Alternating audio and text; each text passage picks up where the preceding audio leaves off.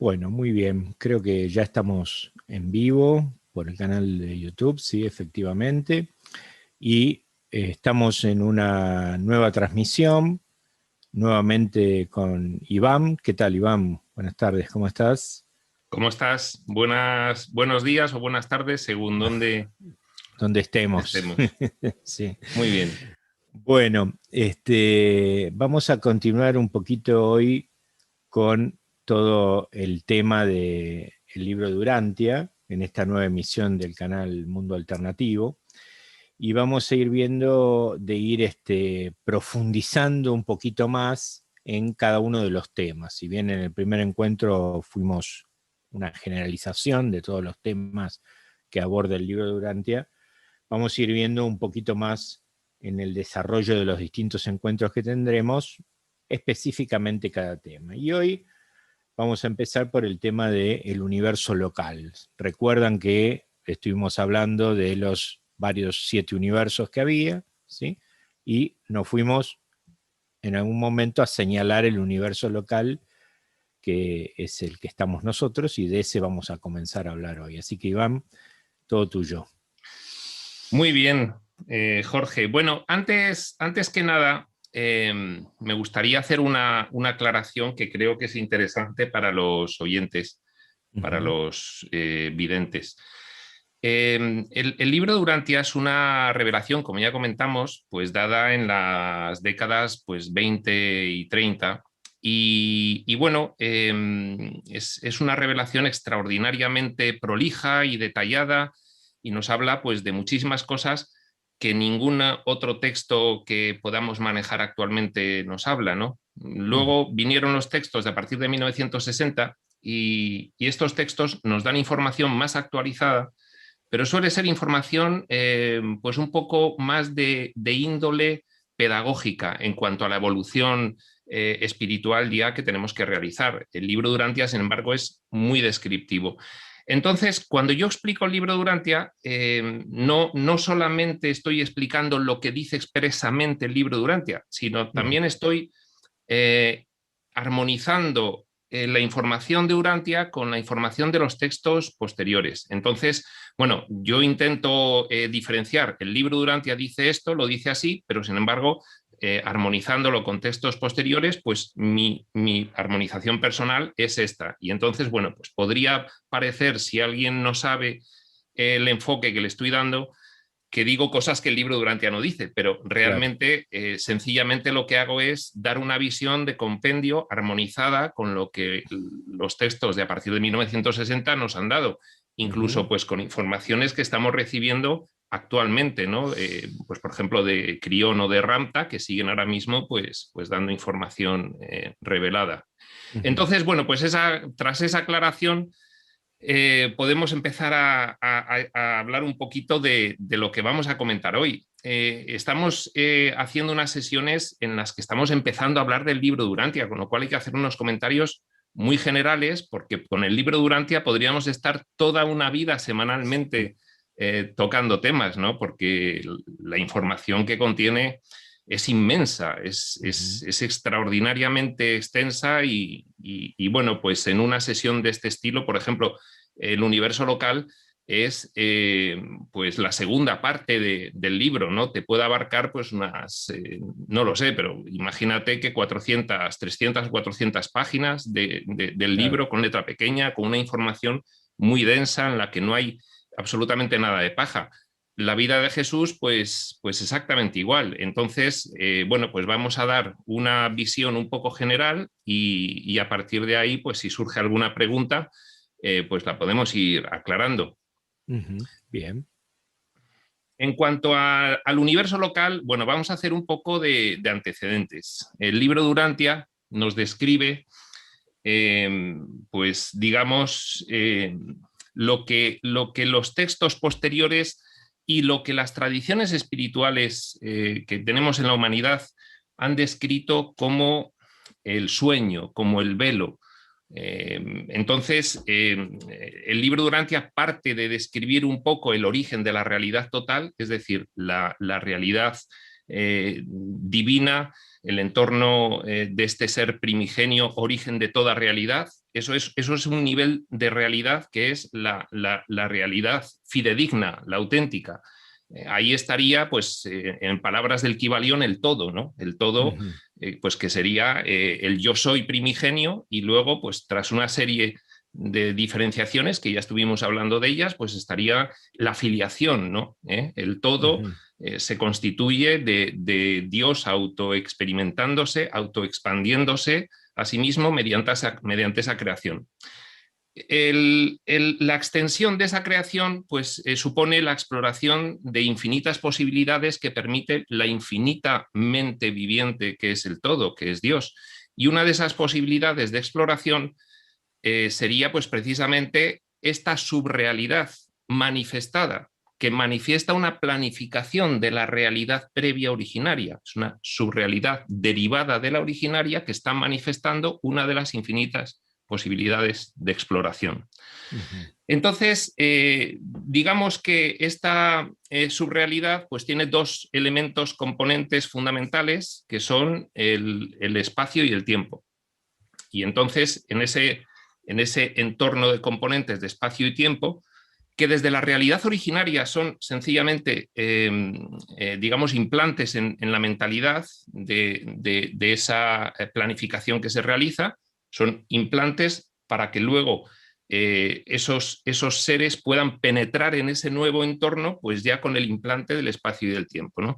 Entonces, entrar en ese nuevo entorno de manifestación supone, a partir de ahí, la generación, pues, con dos diferentes propósitos, el propósito de involución y el propósito de evolución, pues de una miríada ingente de personajes que son finalmente diversas manifestaciones del todo, para darle sentido y línea argumental a esos dos propósitos, el propósito involutivo y el propósito evolutivo, que en eso consiste esa gran experimentación, ¿no? El libro de Urantia nos habla de que hay algo que yo lo interpreto como el portal dimensional entre la realidad originaria y la subrealidad derivada. A ese portal dimensional de tránsito entre el entorno de planificación divino originario y el entorno de manifestación derivado espacio-temporal, le llama el libro de Urantia el paraíso. ¿De acuerdo? Bien. A partir de ahí, bueno, pues surgen diversos niveles de exploración, de manifestación de lo planificado. Un primer nivel surge con lo que el libro de Urantia describe como la creación del universo central de Abona. Es un universo perfecto, directamente creado por las deidades. Las deidades, bueno, es lo más parecido a lo que aquí conocemos como la Trinidad, ¿no? Sería, pues, el Padre Universal, el Hijo Eterno y el Espíritu Infinito, que son manifestaciones del yo soy primigenio, manifestaciones de Dios en ese primer nivel de esta exploración, de esta subrealidad, ¿no? Justo, pues a la entrada, justo desde el portal dimensional, lo primero que surge es un gran universo rodeando al portal dimensional, como es en el espacio-tiempo, pues a partir de ahí se va extendiendo. Y lo primero, ese primer nivel, es el universo central de Abona. Este es un nivel de exploración, bueno, muy suave, muy light, ¿no? En el que el espacio y el tiempo, digamos que influyen todavía muy poco en lo que es la experiencia. Es un entorno en el que todavía no ha habido involución, simplemente, pues, hay un propósito de manifestar, pues, la forma y precisamente, pues, esa influencia del espacio y del tiempo, ¿no? Forma separada, espacio y tiempo. No ha habido todavía involución de mentalidad, no ha habido oscuridad, no ha habido todavía, pues, el enloquecimiento propio de lo que ahora mismo podemos observar en nuestro nivel, ¿no? Nos cuentan los textos posteriores, porque Urantia no entra a explicar los propósitos de esta subrealidad, nada más que habla de un propósito muy general del todo, de esa exploración de las infinitas posibilidades y de lograr complementar la perfección divina con un perfeccionamiento desde la nada para ir encontrando evolutivamente a Dios, ¿no? Ese es el propósito que el libro de Urantia establece a toda esa descripción que realiza del entero universo maestro. Entonces, bueno, pues a partir del primer nivel del universo central de Abona, nos explican los textos posteriores que hay una involución de la mente. Aquí se conoce como el mito de la caída, incluso, bueno, pues podemos ver la cuestión de Adán y Eva en el paraíso, que es una mitificación legendaria de cómo ocurre una involución de la mente, ¿no? Esa involución que significa llegar a explorar todas las posibilidades para partir desde cero y desde ahí evolucionar de nuevo hacia Dios, ¿no? Y entonces ahí surgen los 7 superuniversos. Los 7 superuniversos son creaciones que no surgen de una vez como el universo central de Abona, sino que van poco a poco generándose, porque ya empezamos a tener una influencia del tiempo pues mucho más potente, y además ya no tenemos esa clarividencia divina en la mente, ya hay una cierta involución que va acompañando a todo este proceso, ¿no? Bueno, los superuniversos son unas ingentes masas inicialmente pues de energía que surge desde el portal dimensional, desde el paraíso, para que se vaya ese pensamiento planificado, se manifiesta como energía y se va densificando. Y entonces, bueno, de esa densificación pues van surgiendo esas masas de gases, las nebulosas, se van apelmazando. Todo esto, por supuesto, está completamente dirigido, es decir, nosotros tenemos una idea desde la ciencia en la que decimos, bueno, no, esto hubo una gran explosión y a partir de ahí, pues aleatoriamente se fueron efectivamente condensando esos gases, apelmazando y se fueron generando pues las esferas, ¿no? Las esferas candentes que son los soles y luego pues unas esferas que se han enfriado que son los planetas alrededor. Bueno, pues todo eso el libro de Durantia nos dice que efectivamente no es así. Cualquiera que se aproxime al libro de Durantia, después de leerlo, va a llegar a la conclusión de que efectivamente lo que es una tontería y una locura es asignar un origen aleatorio al universo. Entonces, lo normal es que estuviese completamente planificado. Esto es una cuestión, además, simplemente de lógica filosófica. No hace falta nada de fe, ¿no? Es decir, de la nada no sale algo, y de algo no sale alguien, con lo cual pues todo esto tiene que tener una previa planificación y bueno, pues efectivamente el libro Durantia te describe cómo se van formando los 7 superuniversos, y estos 7 superuniversos, bueno, pues son digamos un segundo nivel, ¿no?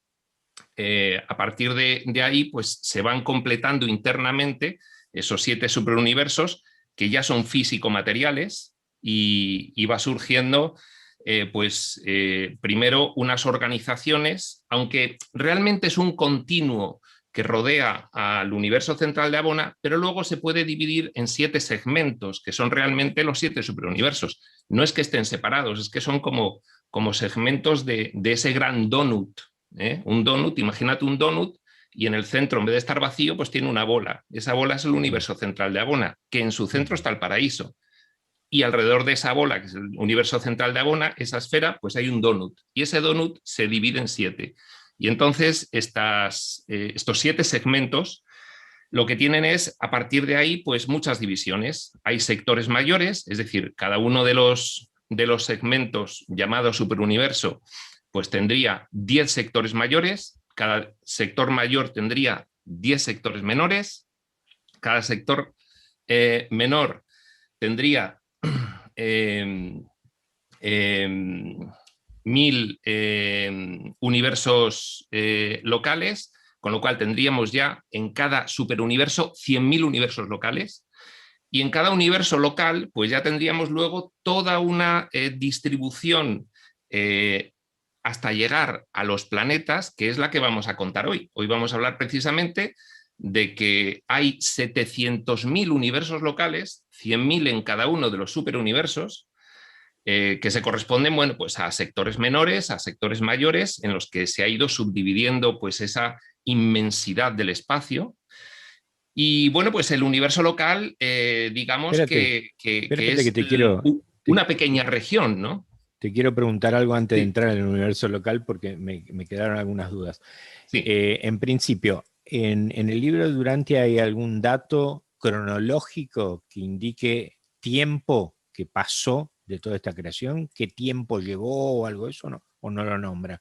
Los datos cronológicos del libro de Durantia se refieren pues hay alguna insinuación ya con respecto a la creación de nuestro universo local, hay alguna insinuación. Lo que pasa que no se dan cifras concretas, y ya según nos vamos aproximando del universo local tenemos luego la siguiente estructura organizativa, que es la constelación, luego está el sistema y luego ya están los planetas, ¿no? Y entonces, bueno, pues a partir de ahí nos van dando unas cifras de tiempo algo más concretas.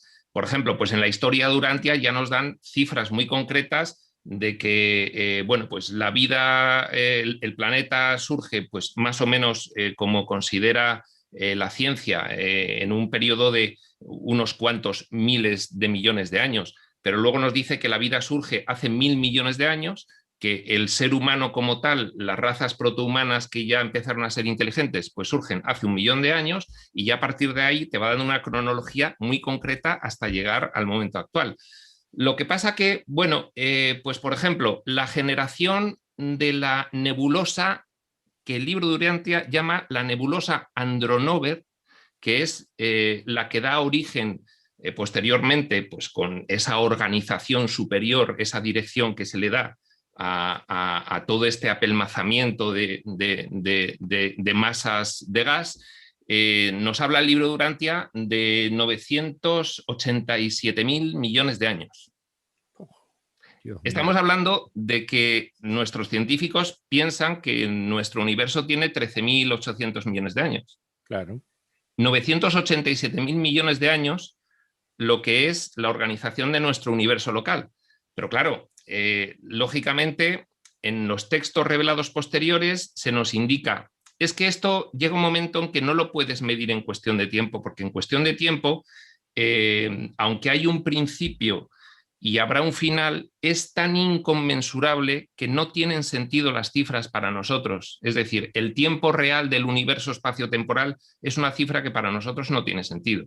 Claro, en cuanto a cuándo empieza y en cuanto a lo que se va a alargar. Eso nos lo dicen en Urantia. Llega un momento en que se os va a vosotros, no lo podéis comprender, ¿no? Entonces, bueno, pues quedémonos con los 987.000 millones de años de la generación de la nebulosa Andronover, que es el antecedente de nuestro universo local. Quedémonos con pues, los 4.000, 3.000, 4.000 millones de años de nuestro planeta Urantia, y bueno, pues a partir de ahí ya hagamos cierta cábala, ¿no?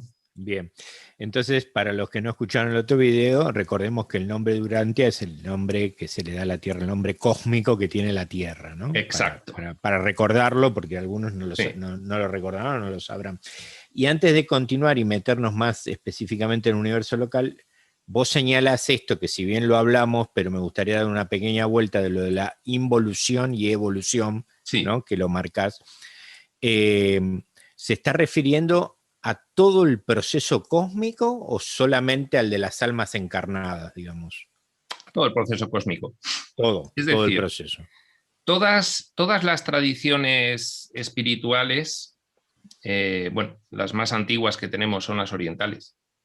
También las occidentales posteriormente, y todos los textos revelados actuales nos hablan de lo mismo. Lo mismo es, hay una realidad que es espiritual. En esa realidad está el todo. El todo es Dios y su filiación. Eso es inmutable. Eso no cambia. Eso es eterno, absoluto e infinito. Y a partir de ahí, eso explora las infinitas posibilidades que tiene una mente infinita. Ajá. Y una de las exploraciones es, imagínate una esfera, y esta esfera tiene infinitos radios que van desde el centro de la esfera hasta la superficie de la esfera. Bueno, pues uno de esos radios es este marco espaciotemporal, ¿de acuerdo? Entonces, todo el libro de Urantia está describiendo este marco espaciotemporal, que es una de esas posibilidades de exploración. Ok, bien. Y eso no lo dice el libro de Urantia. Esto es una armonización, porque claro, yo, si no, se va a confundir. Oye, que eso no lo dice el libro de Urantia. Ya, esto es una armonización que realizo yo, pues un poco de todo, porque claro, los textos revelados al final, pues también son susceptibles de interpretación, porque nos hablan de cuestiones tan complejas y tan abstractas, que finalmente pues cada Claro, lector pues le da su propia interpretación, ¿no? Y esto es claro, una claro. armonización que yo realizo pues de todo el compendio de textos modernos, tradiciones antiguas y el libro de Urantia interpretado de esa forma. Claro, claro. Pero, claro, siguiendo una línea, una lógica, ¿no? Sí. No queriendo inventar nada, digamos, ¿no? No, no, no, no. Ahora, en cuanto a la evolución espiritual nuestra, digamos, esta involución a partir del experienciar todo este espacio temporal que nosotros estamos y la reversa, que sería la vuelta, digamos. ¿Cuál es, según el libro de Urantia, la idea original de que nosotros pasemos por esto, la idea original del condicionamiento psicológico que anula un montón de cuestiones y Sí, que nosotros, o sea, es tarea nuestra buscar nosotros por nuestro propio medio el camino de regreso a eso? sí. ¿Cómo es todo este proceso? Mira, el libro de Urantia omite. Y bueno, el libro de Urantia te avisa de que hace muchas omisiones. El libro de Urantia te dice, Ajá, mira, lo que te doy es una descripción extensísima, pero es mucho más lo que omito que lo que te doy.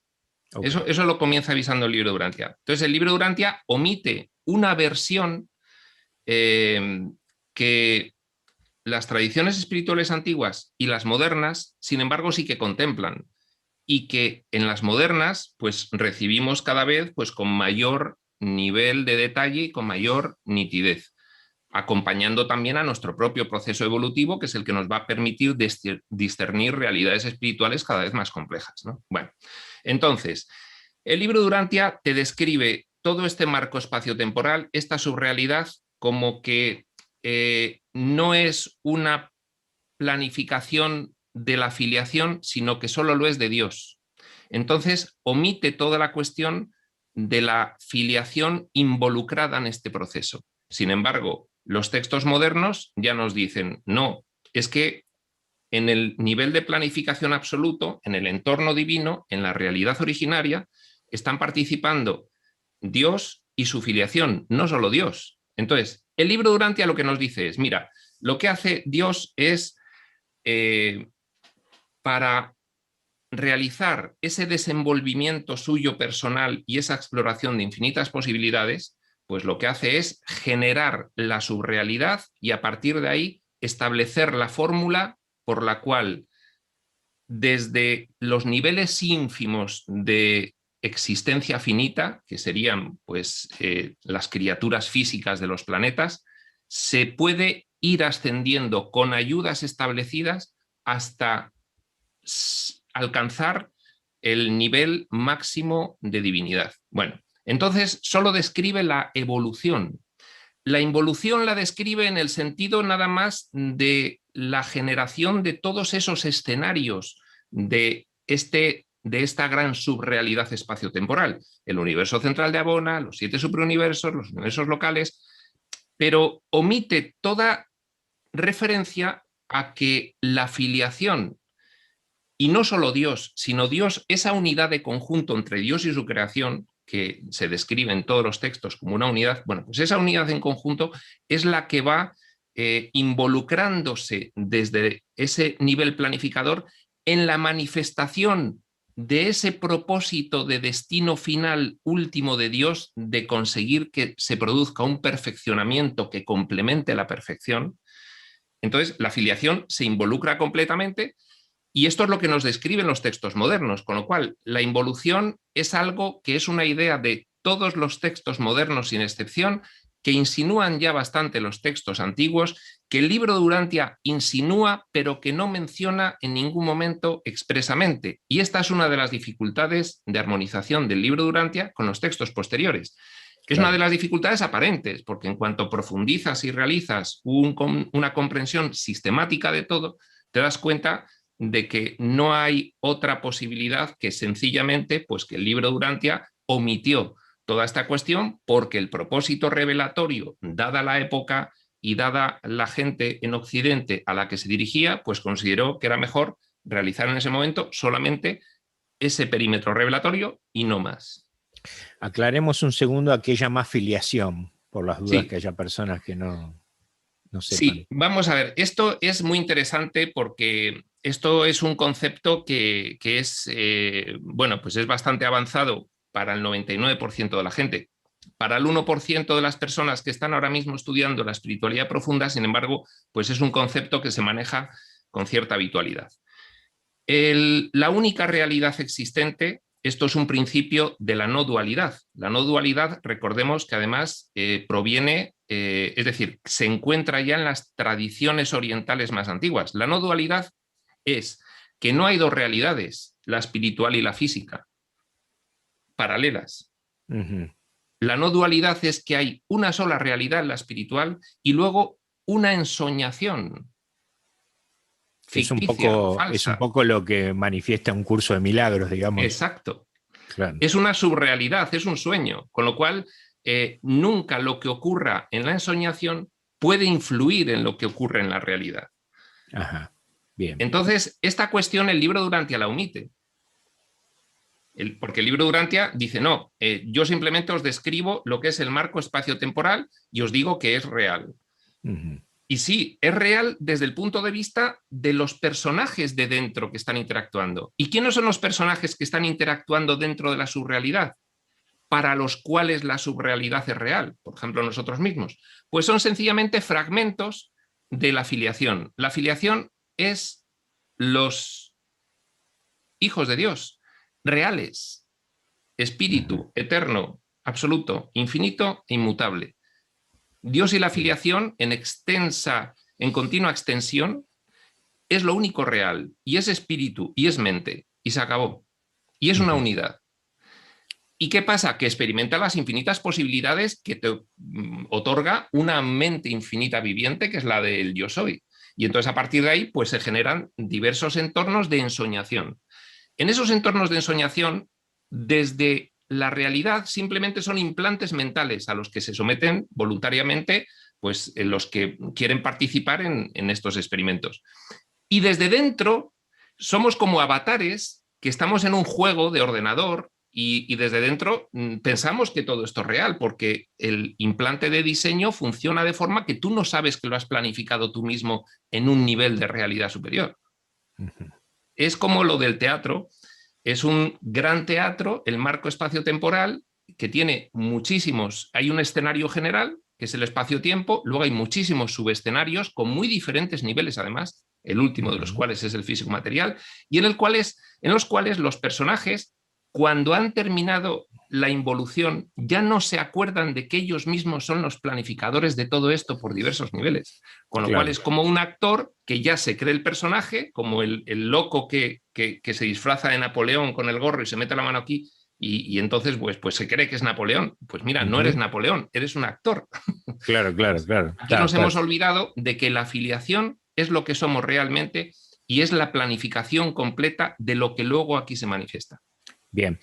Eh, Mientras que vos lo explicabas, me venía a la mente una pregunta que hicieron en alguno de los encuentros que realizamos, no me acuerdo si era con Jocelyn Arellano, no me acuerdo con quién era ahora específicamente, pero lo que te voy a decir es una pregunta que aparece muy habitualmente y quizás no podemos en este punto enfocarla desde el libro de Durantia, pero a lo mejor en esta armonización que has hecho hay una respuesta ahora, ¿no?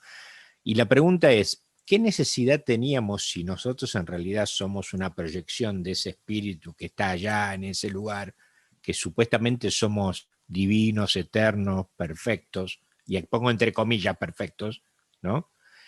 ¿Qué necesidad tenemos de venir a pasar por todo esto para después volver a eso que ya éramos, ¿no?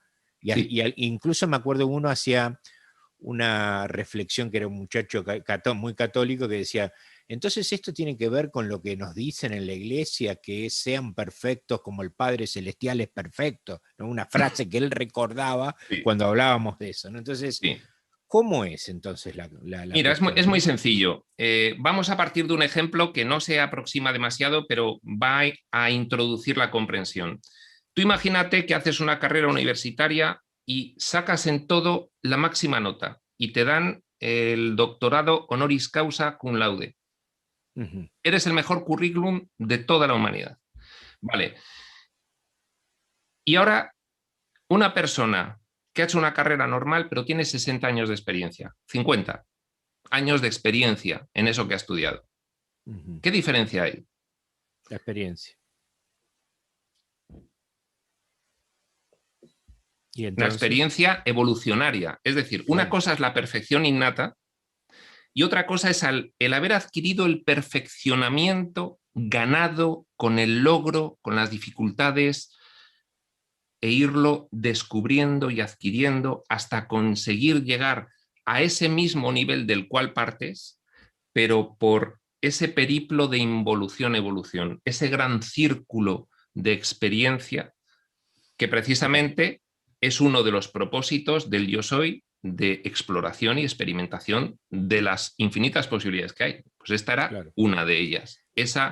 Ese partir de ese involucionar hasta la nada y partir de ahí de vuelta sin recordar nada, sin saber quién eres, simplemente con ayudas, hasta poder descubrir finalmente tu perfección, pero acumulando un acervo de experiencia que va a complementar tu carácter perfecto nativo ab initio que tenías originalmente. Muy, muy bueno el ejemplo y creo que es bastante claro como para comprenderlo, ¿no? Muy, muy bien. Bien, entonces estábamos por empezar a hablar del universo local cuando yo te empecé a interrumpir con estas preguntas, ¿no? Sí. Bueno, fíjate, antes de hablar del universo local, voy a contar otra cosa que va a hacer que se entienda perfectamente toda esta introducción que hemos hecho con la explicación que vamos a dar después. Bien, la filiación. Los únicos seres reales, Dios y sus hijos. Los únicos seres reales, Dios y su creación, se manifiestan como personajes en esta subrealidad planificada. Se manifiestan como personajes. Hay dos tipos de personajes, los del propósito involutivo y los del propósito evolutivo. Los del propósito involutivo somos fragmentos de esa afiliación, fragmentos de cada uno de los seres de esa afiliación, que cada uno de los seres de esa afiliación se ha fragmentado en innumerables fragmentos para poder situarse en todo el espacio-tiempo a vivir todas las experiencias posibles. Con lo cual, las plantas, los animales, las especies más inteligentes de cada uno de los planetas. Podríamos decir los humanos equivalentes a cada uno de los planetas. Bueno, pues todos esos personajes son los del propósito involutivo. Es decir, bajan al nivel mínimo, a la mayor involución posible, para partir de ahí progresar. Y luego están los personajes de la evolución. Los personajes de la evolución son otros fragmentos que el todo, como Dios y su filiación, mete dentro de la subrealidad en forma de personajes que ayudan a los personajes de la involución a el regreso. Pero la idea maravillosa de todo esto es que ahora, para diferenciarlos, vamos a llamarles a los personajes de la involución los seres ascendentes y a los personajes de la evolución les vamos a llamar los seres descendentes, porque los ascendentes parten de la nada y tienen que llegar a Dios, y los descendentes bajan desde Dios a ayudar a los que parten de la nada. Pues los descendentes también van a involucrarse en ese proceso evolutivo y ellos mismos, simplemente porque bajan a ayudar a los niveles más involucionados de la subrealidad, a partir de ahí esa experiencia también les va a hacer adquirir un perfeccionamiento, una experiencia y una evolución que no tenían, con lo cual es como una aventura perfecta de destino final completo y absoluto, de realización, de exploración de todas esas posibilidades de involución-evolución. Fíjate que tenemos 7 billones de planetas habitados en el espacio-tiempo, 7 billones solamente en el nivel físico-material, y hay otros niveles de experimentación dentro del espacio-tiempo, otros 6 niveles. Solo en el 7º nivel de experimentación físico-material, 7 billones de subescenarios. Imagínate si en este planeta, ¿cuántas especies tenemos de animales, de plantas? Bueno, pues imagínate la variedad de 7 billones que ninguno es igual a otro. Eso es una exploración de infinitas posibilidades desde la involución hacia la evolución. Lo que describe el libro de Durantia precisamente es toda esa gran estructura organizativa, administrativa, jerárquica de todos los personajes del propósito de evolución.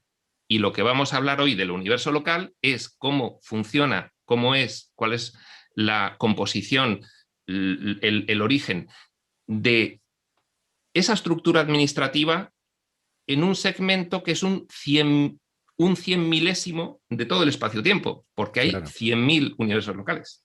Claro.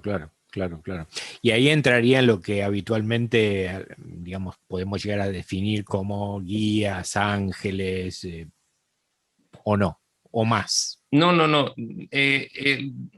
Fíjate, el libro de Urantia te describe, nos describe a los urantianos, siendo conscientes de que estamos en el extremo involutivo en cuanto a limitación mental, nos describe lo mínimo que se nos puede describir precisamente para ayudarnos a la evolución. Es decir, dentro del propósito de la evolución, que se le ha llamado en algunos textos el plan de Dios para la salvación, dentro del propósito de la evolución hay muchos tipos de ayudas.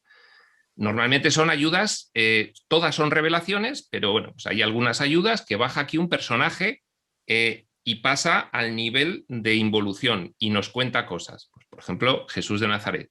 Hay niveles de ayudas en los que se hacen revelaciones completas por canalización de textos. Hay niveles de ayudas en la mente, directamente de esos personajes que al final pues todos proceden de Dios. Hay muchos niveles de ayuda. Entonces, realmente lo que tenemos aquí es que comprender que del universo local para abajo, todas esas huestes y órdenes de seres celestiales que hemos oído en todas las religiones y en todos los textos son sencillamente un pequeño número de los innumerables tipos y órdenes de seres que conforman ese propósito de evolución. Es muy pequeño. Por supuesto, están los guías espirituales, por supuesto, todos los personajes que aquí se nos han dado, que nos dicen que nos ayudan, por supuesto que están glosados en el libro de Urantia, pero es que no son ni un 1% de los que hay realmente. En el libro de Urantia te explica muchísimos más y te dice, y esto es una pequeña parte con respecto a la totalidad de los tipos diferentes de personajes que hay ayudándoos. Pero es que de cada tipo además hay pues un número también pues cuasi infinito. Se suele decir en los textos modernos que por cada ser físico material inteligente, es decir, por ejemplo, el ser humano que ha adquirido conciencia de autorreferencia y conciencia moral, capacidad de distinguir entre el bien y el mal, eso ya se considera que es un ser evolucionario al que se le puede ayudar ya muy directamente. Bueno, pues por cada uno de nosotros hay un número inmenso de seres en los diferentes estratos de esa organización administrativa jerárquica de personajes del propósito de evolución, un número ingente de seres por cada uno de nosotros para ayudarnos. Es decir, bien. Dios no escatima. Claro. Y recuerdo que la última vez que hablamos, cuando hablamos un poco de Urantia, vos si no recuerdo exactamente las palabras, pero dijiste algo así como que éramos lo último de lo último acá, ¿no? Como sí. En evolución. ¿Cómo era este tema? Sí. Bueno, los superuniversos son involucionarios y evolucionarios. Están sometidos al tiempo lineal.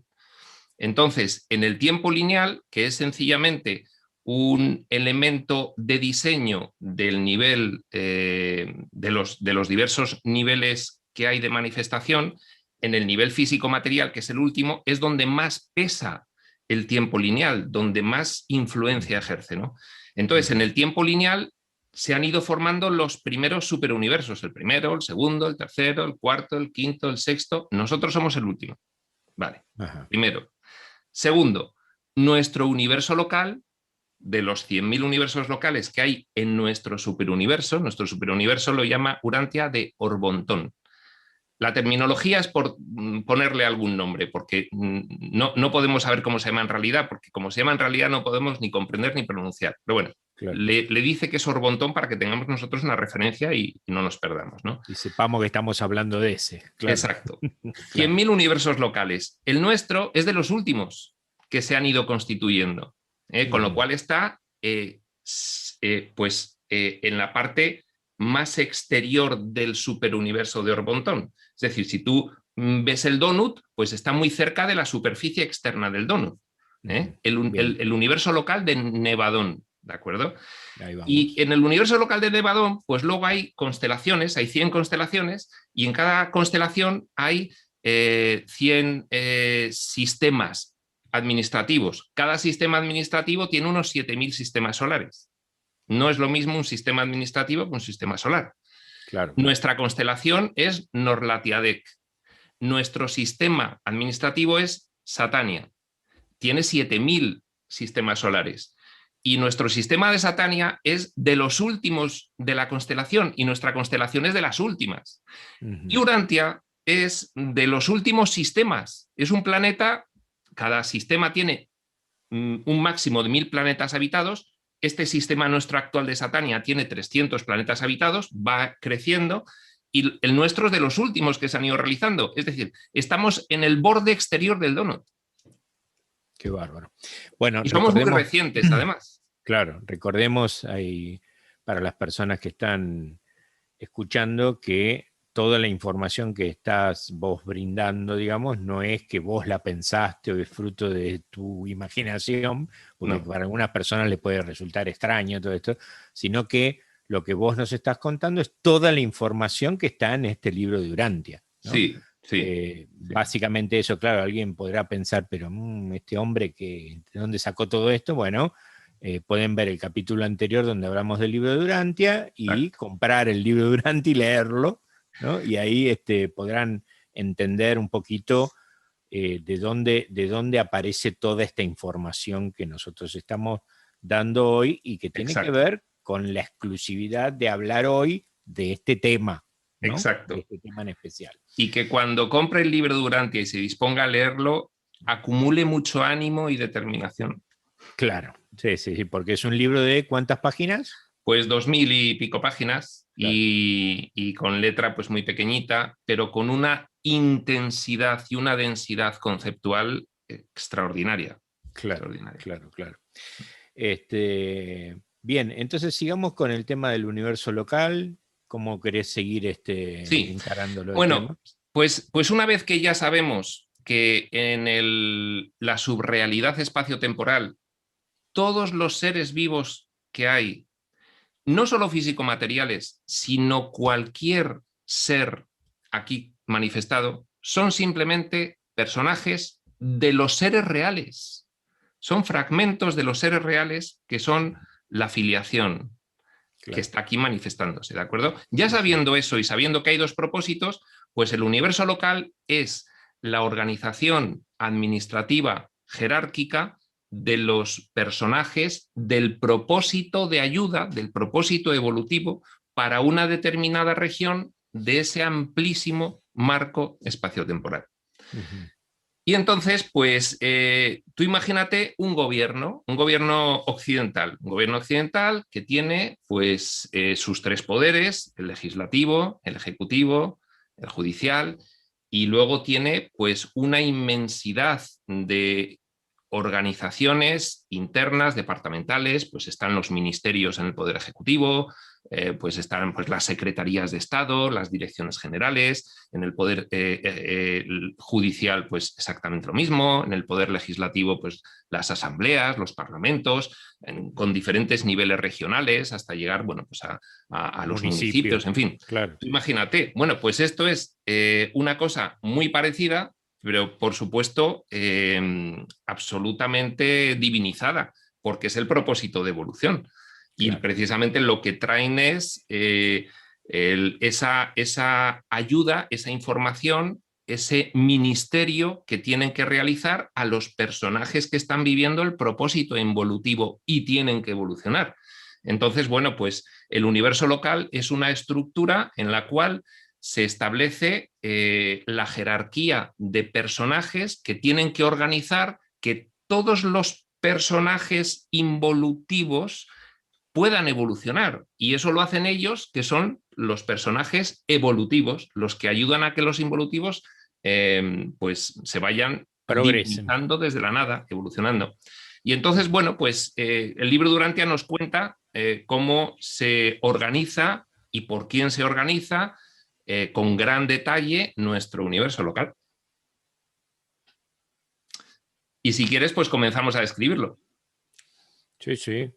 Sí, sí, Bueno, no. pues nuestro universo local, los universos locales los eligen voluntariamente unos personajes de altísimo nivel. Por supuesto, en los personajes del propósito de evolución hay muchos niveles, es una jerarquía y entonces hay personajes muy elevados, muy divinizados y otros, bueno, pues que lo son menos porque según se va penetrando en los niveles más densos, más involucionados del marco espacio-temporal, pues los personajes tienen que poder ser cercanos a las criaturas evolucionarias, porque si no, no hay una posibilidad de ayuda. Entonces, entrar como personaje de ayuda en el marco espacio-temporal y bajar las profundidades de los niveles hasta el nivel físico-material tiene un precio. Y el precio es que, aunque tú no has involucionado, pero te está afectando.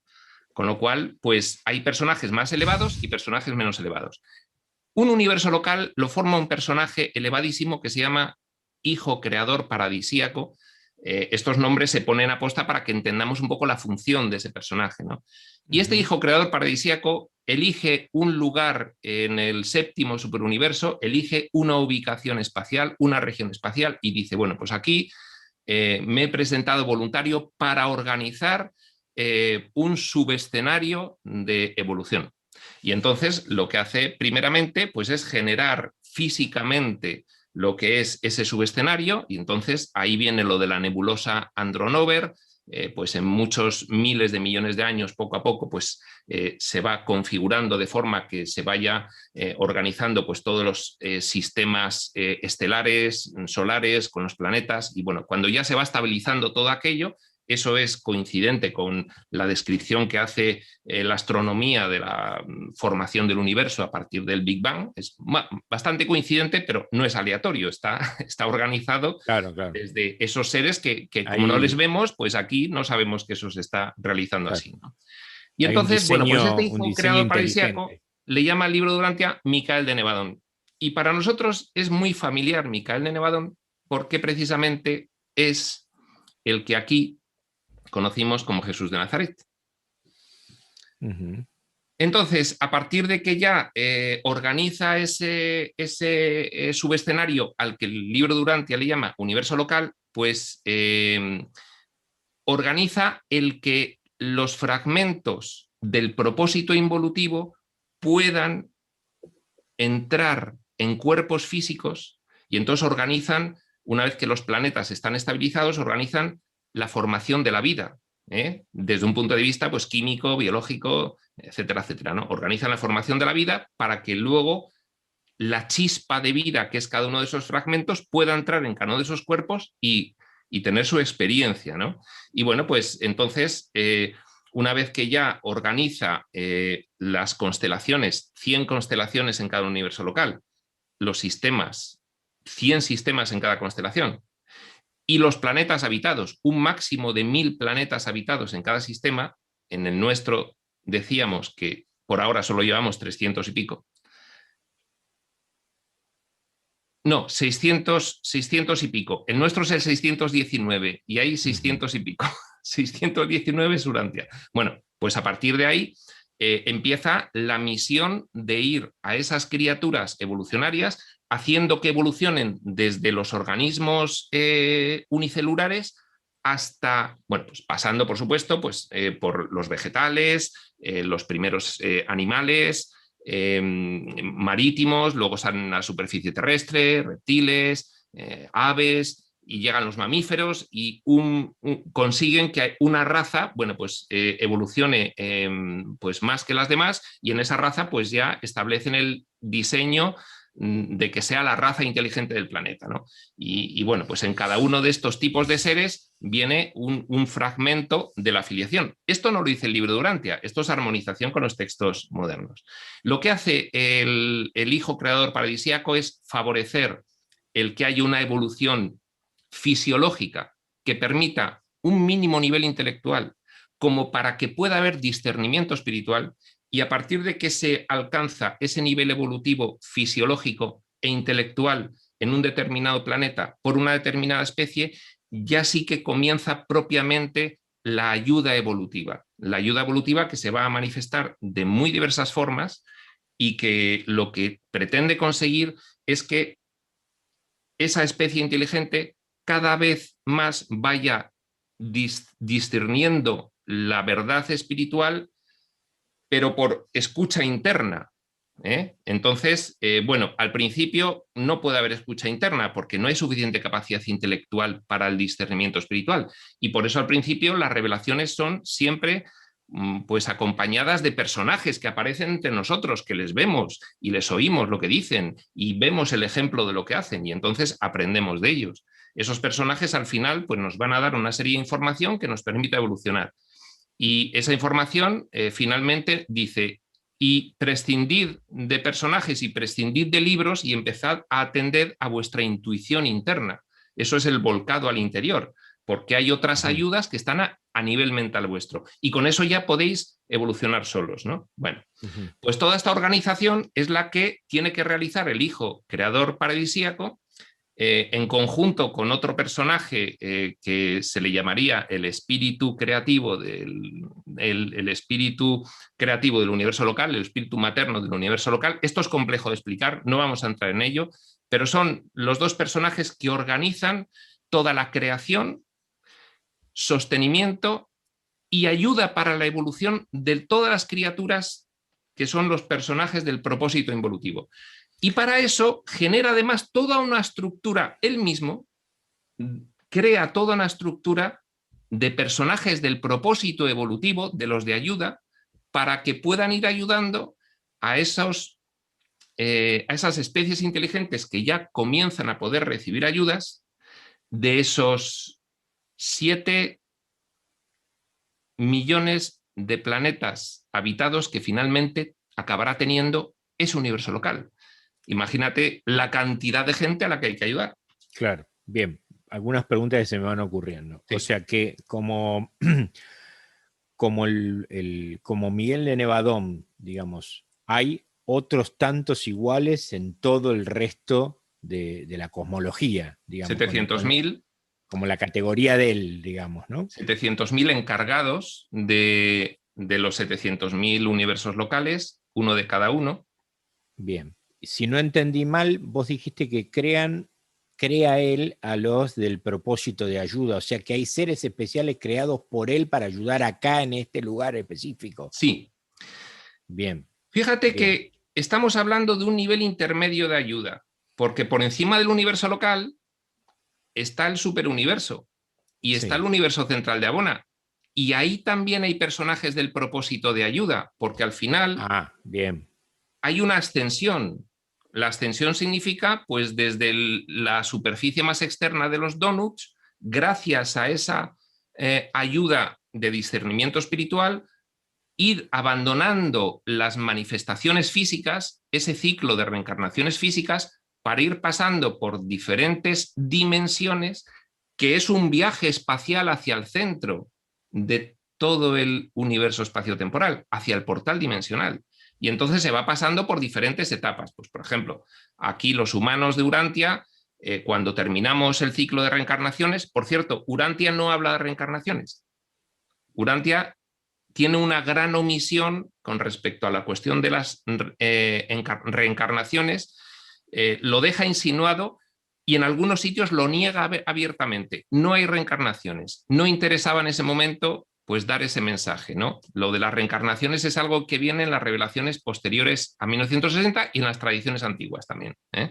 Claro. Y entonces, cuando se acaba el ciclo de reencarnaciones, Urantia dice que cuando se acaba tu vida física, una nada más, Esto tiene una explicación muy compleja que no viene al caso darla hoy, esa armonización entre lo que hizo Urantia de las reencarnaciones y lo que dice el resto de fuentes espirituales, pero se puede dar y ya la daremos en otra sesión perfectamente. Sí, lo que Pero pasa que yo lo que pienso que a lo mejor como lo interpreta como una sola vida de ida y sí, vuelta, por eso no lo nombra como reencarnación, digamos, porque en realidad es una sola para Urantia, digamos, ¿no? es que, mira, vamos a explicar un poco por qué Urantia habla de una sola vida y sin embargo el resto de fuentes espirituales te dicen que hay reencarnación. Eh, un personaje involutivo, tú, yo, somos un fragmento mental que está en un determinado nivel de experiencia. Ponte que es el séptimo. Pero también está en los otros niveles de experiencia. Solo que imagínate un árbol. Un ser de la afiliación es el tronco del árbol. Ese tronco tiene luego varias ramas gordas, varias ramas medianas, cada una de las gordas, muchas ramas pequeñas, cada una de las medianas, muchísimas ramitas, cada una de las pequeñas, e innumerables hojas y flores. ¿De acuerdo? Pues Ujú. bien, cada hoja y cada flor es un ser real de la afiliación que está instanciándose y manifestándose a la vez en muy diferentes experiencias por niveles. El tronco es un nivel, las ramas gordas son otro, entonces en cada nivel Sí, tiene, sí. Esto porque habla en de el la tronco también hay, multidimensionalidad, hay claro, hojas y hay flores. Y claro. entonces llega un momento en el que esos seres están casi infinitamente manifestándose, pero son el mismo ser. ¿Qué Ujú. ocurre? Que cuando una hoja muere, el libro de Duranta dice, esa hoja no vuelve. Y es verdad, esa hoja no vuelve, pero tú no eres esa hoja, Claro, tú eres una ramita que le sale otra hoja. Y entonces ambas afirmaciones son ciertas. No hay claro. reencarnación porque el que se muere no vuelve, pero sí hay reencarnación porque es otro nivel superior de esa manifestación que vuelve a encarnar. Claro, claro, entiendo. Sí, Entonces, sí, esa sí. es la armonización. Y ahí aparece el concepto de multidimensionalidad, ¿no? De esto de que se habla del alma, ¿no? Que están como viviendo varias experiencias a la vez, ¿no? Que es tan difícil de comprender este concepto y que Exacto, aparece mucho en el tema de regresiones. Cuando hablamos del tema de regresiones, este concepto aparece mucho, exacto. al punto que inclusive muchas veces se utiliza como parte de la técnica, digamos que cuando aparece alguien de una encarnación, o sea, el alma encarnada, un fragmento del alma encarnado en una vida pasada, que tiene la facultad experiencial de la cual hoy por alguna razón vos estás careciendo, ¿sí? Y esa se llama José, pongámosle, y vos sos Marta hoy, haces que José le diga a Marta qué puede hacer con esa problemática que tiene, ¿no? Sí, Y cómo resolverla. ¿Ya? exacto. Es un poco, de alguna manera, el concepto del doble, ¿no? Este que Sí, se manifiesta en algunas exacto. vertientes. Mira, Entonces, te voy a dar un ejemplo que va a hacer que se entienda perfectamente. Un ser de la afiliación del entorno real se manifiesta en todo el espacio-tiempo. Eso quiere decir, en toda la historia del universo y en todos los puntos del espacio, a la vez porque desde donde ocurre esto no hay tiempo. Lo que pasa que luego cada uno de esos fragmentos, que todos son él, cada uno de esos fragmentos está situado en un punto del tiempo y en un punto del espacio. claro, Entonces, ¿qué ocurre? Que desde la realidad todo es a la vez y sin embargo desde la manifestación con el elemento espacial y temporal, pues todo es en sitios diferentes y en momentos diferentes. claro. Esto lo Parecería vas que a... acá es temporal, pero desde la Sí, perspectiva del espíritu que está allá, no es temporal. sí. Es todo a la vez. Claro, Fíjate, tú ahora vives en tu vida segundo a segundo. Cada segundo lo distingues perfectamente del segundo anterior, porque sí, tienes una mente que solo te permite vivir una cosa a la vez. Y entonces tu diseño de mentalidad está sujeto a la linealidad temporal. En cada segundo vivo una cosa, ¿vale? Tú imagínate que juntas todos los segundos de tu vida en uno y tienes una mente que te permite vivir esos cientos de miles de millones de experiencias todos a la vez. claro. Esa es la mente del ser de la filiación. Ujú. Ahora imagínate que tú estás en este metro cuadrado de espacio y hay otro metro cuadrado y otro y otro. Pues imagínate lo mismo, concentra lo que sucede en todos los metros cúbicos del gran universo en un solo metro cúbico, porque hay una mente capaz de vivir todas esas experiencias a la vez. Pues ese es el entorno divino. Claro. Un solo segundo y un solo metro cúbico. Claro, claro. Y eso también habla un poquito de lo que aparece muchas veces en regresiones, que es experiencias, o sea, del alma o de ese fragmento del alma que está vivenciando algo que tiene que ver con otro planeta. Claro, Entonces, puede ser otro planeta de este mismo sistema, puede ser claro. otro planeta de otro superuniverso, o sea, Mira, en cualquier lado se puede. la hojita, la flor, que es lo que se manifiesta, es la entrada a un cuerpo que te permite interactuar en el entorno físico-material, con ojos, con oídos. Esa hojita no está en contacto con lo que ocurre en las otras hojitas, pero puede estar en contacto subiendo por la ramita al nodo y bajando por la ramita a la otra hojita. Eso es la regresión de otras vidas. Claro, claro, tal cual, tal cual. Y por eso que el objetivo de la regresión es tratar de desanclar al alma a esa otra hojita que quedó en un hecho traumático, y como todo está unido, porque en definitiva sos el mismo, está generando síntomas al aquí y ahora. O sea, es así de claro, ¿no? Exacto. O sea que podemos ir deduciendo varias cosas con esta conversación, ¿no? Como que podemos nosotros estar encarnados en varios lugares a la vez, en distintas partes de los superuniversos, en los distintos niveles de los que hay, que vos fuiste nombrando, o sea que es muy enriquecedor en realidad lo que está pasando a la vez, ¿no? Claro. Porque para el espíritu que está allá, digamos, en la realidad, es el nivel de información y experiencial que le está yendo es impresionante, ¿no? Es una cosa... Fíjate que nosotros tenemos un concepto un poco erróneo, porque no se nos ha podido explicar de otra forma. Tenemos un concepto un poco erróneo de lo que es la evolución y la ascensión. Últimamente, lo que se nos explica, información ya pues mucho más avanzada, es que realmente la ascensión es que tú pasas de ser consciente de que eres una hojita a ser consciente de que eres la rama pequeñita, luego la mediana, con todas las pequeñas y las ramitas que surgen de ahí, eres consciente de todas esas experiencias a la vez.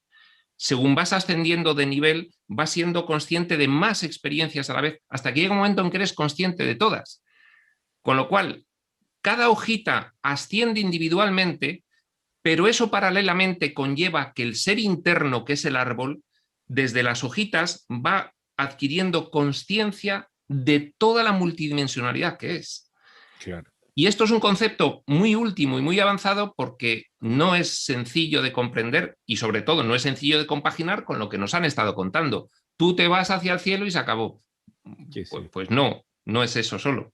Claro, claro, claro, claro, claro.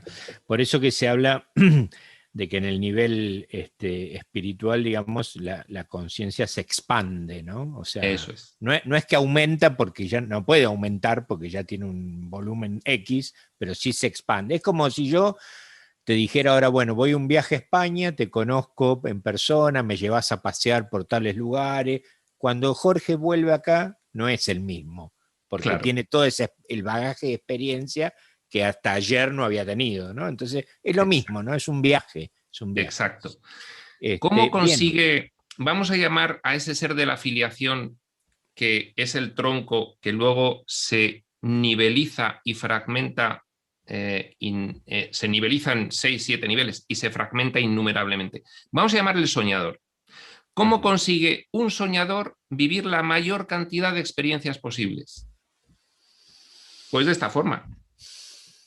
Claro. Porque es casi una infinidad de seres vivos, físico-materiales, astrales, semi-espirituales, en diferentes procesos de ascensión, en diferentes procesos evolutivos. Es una célula, es una ameba, es una mosca, es una planta y consigue toda la exploración de las infinitas posibilidades que le permite su mente explorar del proceso involutivo evolutivo. Ujú. O sea que vos con esto estás afirmando que dentro, esto que hablaba la metapsicosis, digamos, del tema de que, viste que decía que, bueno, que si vos habías sido malo, volvías como una laucha para experimentar un nivel más bajo, eso no lo estás mirando así de esa manera, ¿no? No, es que depende de los niveles. Mira, el ser es todos los niveles. El ser es el soñador que está en el entorno divino planificando. El ser es seres que se manifiestan. Vamos a hablar en terminología durantia, en el universo central de Abona. Es seres que han empezado a manifestarse al principio de los superuniversos y están ya completamente evolucionados. Es hasta el último ser involucionado. ¿De acuerdo? Es todo a la vez, ¿no? Entonces, la cuestión es que nosotros ahora mismo tenemos unas experiencias en las que no sabemos que somos los creadores de estas experiencias. Nosotros somos el todo, planificando y manifestándolo. Esto el libro Durantia lo omite, pero los textos modernos lo apuntan. Nosotros somos el todo planificando y manifestándose. Entonces, el problema está en que como hay diferentes niveles, aquí tú tienes un nivel en el que estás sometido a unas creencias, estás sometido a unas limitaciones de diseño, a unos implantes en tu mentalidad que precisamente los has planificado para involucionar, ahora estás ya en un proceso evolutivo pero muy incipiente y entonces tienes una serie de creencias muy condicionantes. Entonces tú aquí lo que creas, lamentablemente o afortunadamente, se refleja en tu realidad. Pero lo que tienes que aprender es que eres un creador para no estar creando lo que no tienes que crear. Claro. Individualmente, tú tienes que aprender lo que eres para no generar y realizar una visualización creativa de lo que no te conviene, sino de lo que te conviene. Pero esto desde el punto de vista del soñador son nimiedades.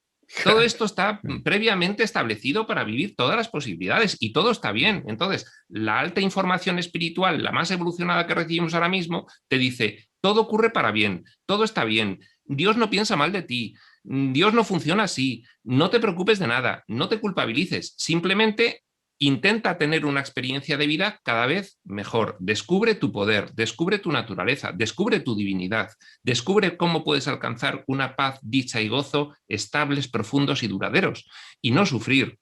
Pero no porque nadie te vaya a juzgar, no porque algo esté bien o esté mal, no porque el karma te vaya a imponer un castigo en una vida posterior. Este alto concepto que recibimos ahora es para decir, está en vuestras manos, no hay intermediarios, sois los directores de vuestra propia evolución. No va a pasar nada si no evolucionáis, nada más que vais a quedaros presos, prisioneros en esta experiencia. Y podéis salir de esta experiencia, pero depende de vosotros, porque lo habéis planificado en otro nivel, nadie os ha castigado. Lo que pasa que en la planificación está que desde este nivel os olvidéis de que vosotros mismos en otro nivel lo habéis planificado, porque si no, no sería verosímil. Claro, claro, claro. Sí, sí, sí, es el ejemplo que la otra vez en una charla que no me acuerdo cuál era, de la que estábamos hablando, algunas personas estaban comentando, bueno, con respecto al asunto del karma, y por qué, digamos, por qué existe la ley del olvido, porque como que decían como que no se vale, ¿no? Porque si yo me acordara de eso que me está condicionando, yo no lo haría. No, no, es que el problema es este.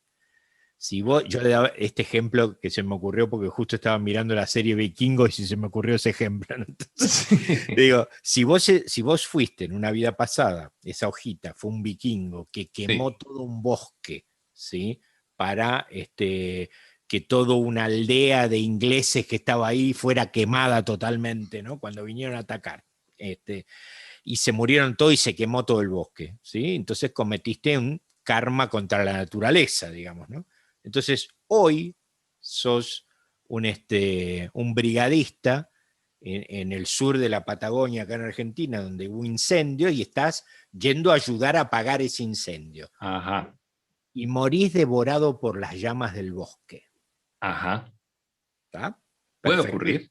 perfecto equilibrio karmático, ¿no? Entonces, si vos recordaras, el problema central que habría es que no aprenderías por qué, porque nunca irías al bosque. Exacto, Entonces, exacto, nunca hubieras transado con ir al bosque. No, no voy ni exacto, loco ahí. Claro, entonces no exacto, aprendés. ¿Sí? Entonces, con esos exacto, ejemplos se entiende bien el tema de cómo es la historia. No, no es que es un exacto. castigo, que ahora que yo. No, no. Y además, todos los, es como decís vos, como somos co-creadores, el tema es que yo lo generé eso, no lo generó ningún otro. ¿Está? Claro, Pero sí que está bueno entender que yo, que es lo que dice Emilio a veces, ¿no? Que estamos tratando de recordar, o Jocelyn también, ¿no? Tratando de recordar quiénes somos realmente, ¿no? exacto. Y Eso es. ese es el tema. Es que esto es un juego, como un juego de ordenador. ¿Y en qué consiste el juego? En que tú descubras quién eres en un entorno en el que todo está planificado para que no lo puedas descubrir. Claro, Ese es el juego. claro, claro, claro. Bien, se me ocurren algunas cuestiones yendo un poquito más al tema de Nevadón, ¿no? Sí, Eh, y es preguntarte un poco, bueno, ¿cómo es que Nevadón, que acá lo conocemos por Jesús de Nazaret, ese es Micael, sí, el nombre cósmico, ¿no? De él, sí, ¿cómo es que gana ese lugar? sí. Vamos a ver. Inicialmente, Micael de Nevadón es un ser, un personaje de la orden de los hijos creadores paradisíacos. A los efectos de lo que hemos explicado antes, es un personaje del propósito evolutivo, del propósito de ayuda. Es un fragmento. El soñador tiene fragmentos en el propósito evolutivo y en el involutivo. Fíjate, ¿de Ah, acuerdo? mira, Pero da igual, porque todo el espacio-tiempo ya es manifestación. Y entonces ya empieza el juego. El gran juego del espacio-tiempo comienza. Luego hay muchos niveles y muchos subescenarios del juego. No sé si conoces un juego que se llama Minecraft. sí. Bueno, pues el Minecraft pueden jugar millones de personas a la vez. Ujú, Es lo más parecido a esto. claro. Entonces, este personaje es configurado inicialmente como un personaje directamente creado por el Padre Universal y el Hijo Eterno. El Padre, el Yo Soy se manifiesta dentro del espacio-tiempo en 7 manifestaciones, de las cuales conocemos muy bien 3. La del Padre Universal, la del Espíritu Infinito, que nosotros siempre hemos pensado que era el Espíritu Santo, pero no tiene nada que ver. Espíritu Infinito y el Hijo Eterno. Son 3 primeras manifestaciones personales del Yo Soy dentro del espacio-tiempo. Entonces, hay otras 4 manifestaciones más. No vamos a entrar en ellas. 2 de estas manifestaciones, el Padre Universal y el Hijo Eterno, generan 1.000.000 de hijos creadores paradisíacos. Son pensamientos creativos en los que se plasma la absoluta divinidad del Padre y del Hijo de una forma muy concreta que es individualizada, personalizada y eternizada como personaje dentro del marco espaciotemporal. Y ahí surge el Hijo creador paradisíaco, un personaje del propósito de ayuda, un ser divinamente de lo más perfecto que pueda haber dentro del marco espaciotemporal.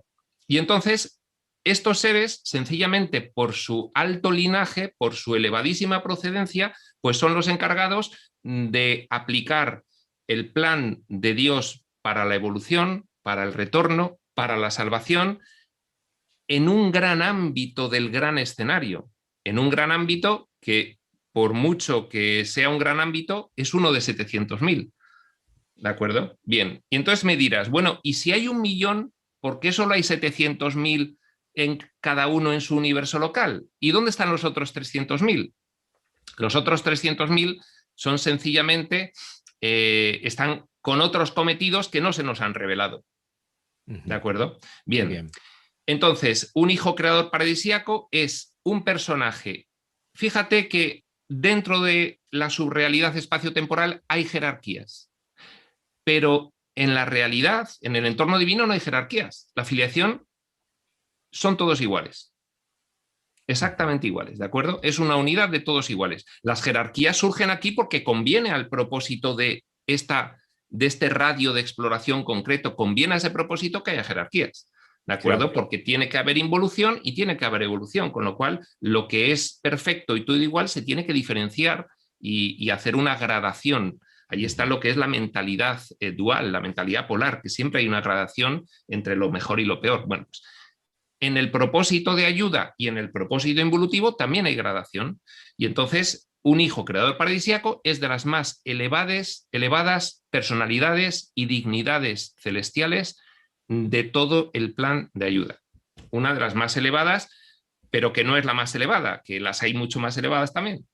Es que todo esto es tan extenso y tan complejo que Y hay las que explicarlo nombra, así, de esta forma, para dejarlo luego abierto a poder hacer otra sesión y explicar más, ¿no? claro, las nombra el libro Durantia, dijimos. Sí, sí, sí, sí, sí. Bueno, ya las iremos nombrando entonces. Sí, son Eh, muchas, son muchas. sí.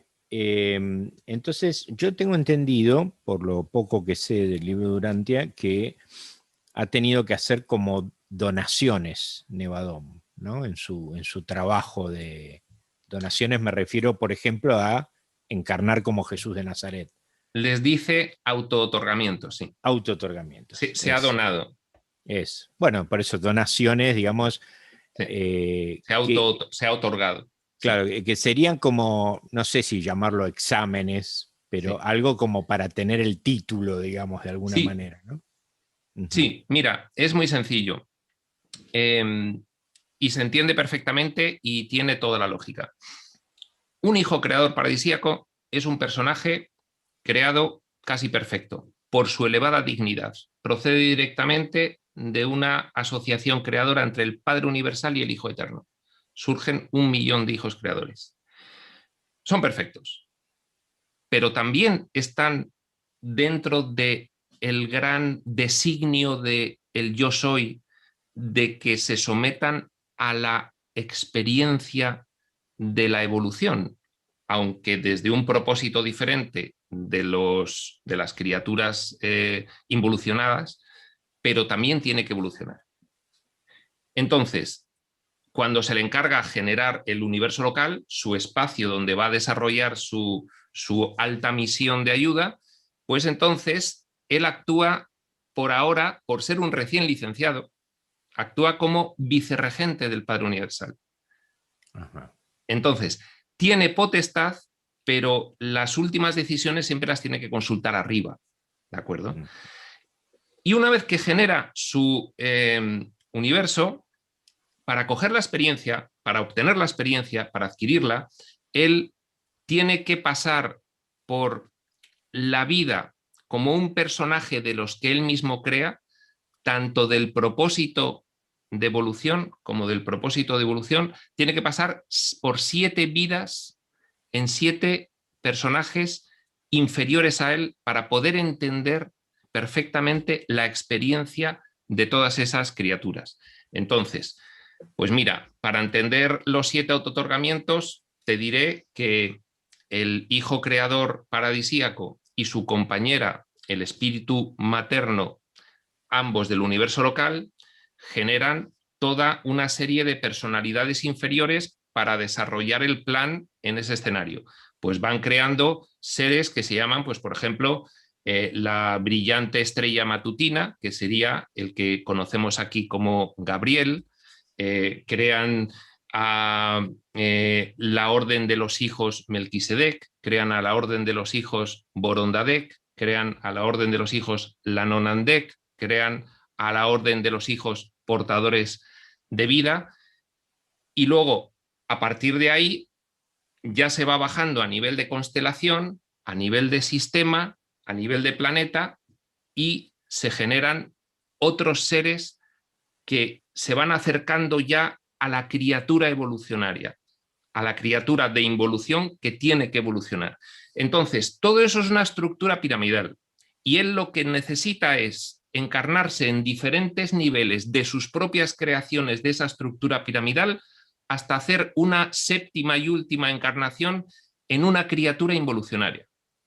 Entonces, realiza 6 auto-otorgamientos previos en los cuales pues hace vidas de estos diferentes seres inferiores a él, que él ha creado para ayudarle a administrar toda esta cuestión. Por Y la ejemplo, en última, un Melquisedec, por ejemplo. Un Melquisedec fue una de las encarnaciones, un Ajá. Lanonandek fue otra, ¿no? Ajá. Un ¿Y ascendente evolucionario, pues fue otra. ¿Y dónde actuaban ellos? ¿Dónde se En diferentes manifestaban? puntos del universo local Ah, ok, y bien. en diferentes puntos del tiempo, claro. Bien, bien, bien. Y entonces ibas En a un decir lo periodo que último. dice Urantia que equivale a 1.000 millones de años de nuestro tiempo de Urantia. En Ah, todo ese periodo fueron los 7 auto-otorgamientos. Mil ajá. millones de años de los nuestros. Bien. Hasta que el último El fue. último eligió además un ejercicio muy complejo en el último. Y esto es una explicación muy bonita y muy interesante, que es la siguiente.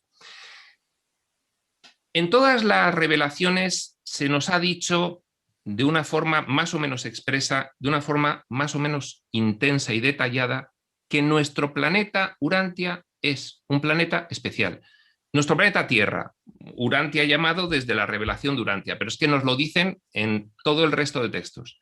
Que nuestro planeta es un planeta especial, porque es un planeta experimental, porque es un planeta de nivel de experiencia muy difícil, porque hay un rango de libre albedrío mucho mayor que en otros. ¿De acuerdo? Esta cuestión que, bueno, pues nos la están empezando a explicar el por qué sucede, pero ya nos van diciendo, bueno, pues porque había algunos personajes que querían pues un nivel de juego más difícil. Ya está. Y eso les iba a proporcionar pues una mejor experiencia, ¿no? Bueno, entonces se sometían voluntariamente a un nivel de albedrío más amplio de rango que se manifestaba en un planeta con una evolución muy compleja, muy conflictiva, muy complicada y muy extrema. Y ese es nuestro planeta. Uh-huh. Tal es así que en nuestro planeta, en su historia, ha habido acontecimientos muy complicados, ha habido oscurecimientos intensos, ha habido problemas realmente serios y entonces lo que hace Miquel de Nevadon es decir, bueno, pues me voy a matricular con nota, me voy a matricular cum laude y entonces voy a auto-otorgarme en el nivel físico-material como criatura involucionaria nacida de mujer en el planeta Urantia, porque además se necesita y bueno, pues digo yo especulando, percibo que va a ser complicado, pero lo hago, ¿no? Y entonces, bueno, esa fue un poco la razón por la cual Miquel de Nevadon eligió como séptimo auto-otorgamiento este planeta. Ese séptimo auto-otorgamiento completaba ya el ciclo de experiencias, de esas 7 experiencias que necesitaba para sentir lo que era ser una criatura o bien un personaje del propósito de ayuda, pero más bajo que él, o bien un personaje del propósito de evolución, un personaje involucionado. Entonces, con eso completa su ciclo de experiencias y ya a partir de ahí determinar aquí en Urantia, con la vida que ya conocemos, deja de actuar como soberano del universo local en calidad de vicerregente del Padre Universal y ya actúa con plena potestad. Ya en vez de llamársele un hijo creador paradisíaco, se le llama un hijo mayor. Uh-huh. Y entonces a partir de ahí, pues se ha ganado ya la confianza del Padre y entonces actúa ya con libertad absoluta de decisión. O sea que en Jesús voy deduciendo que se están cumpliendo los dos caminos, ¿no? El ascendente y el descendente a la vez, en él mismo, ¿no? Sí, sí, yo no es sé, descendente, pero es descendente, es decir, lo extraordinario de Miquel de Nevadon, lo extraordinario de cualquier hijo creador paradisíaco, es que provienen de un linaje tan elevado que es difícilmente comprensible para el resto de personalidades cómo tienen las santas narices de bajar al último extremo involucionario y someterse a esa, a esa tortura que es, claro, claro, estar aquí como hombre, ¿no? claro. Y la pregunta que me surge bastante evidente es preguntarte, cuando él encarna en Jesús de Nazaret, encarna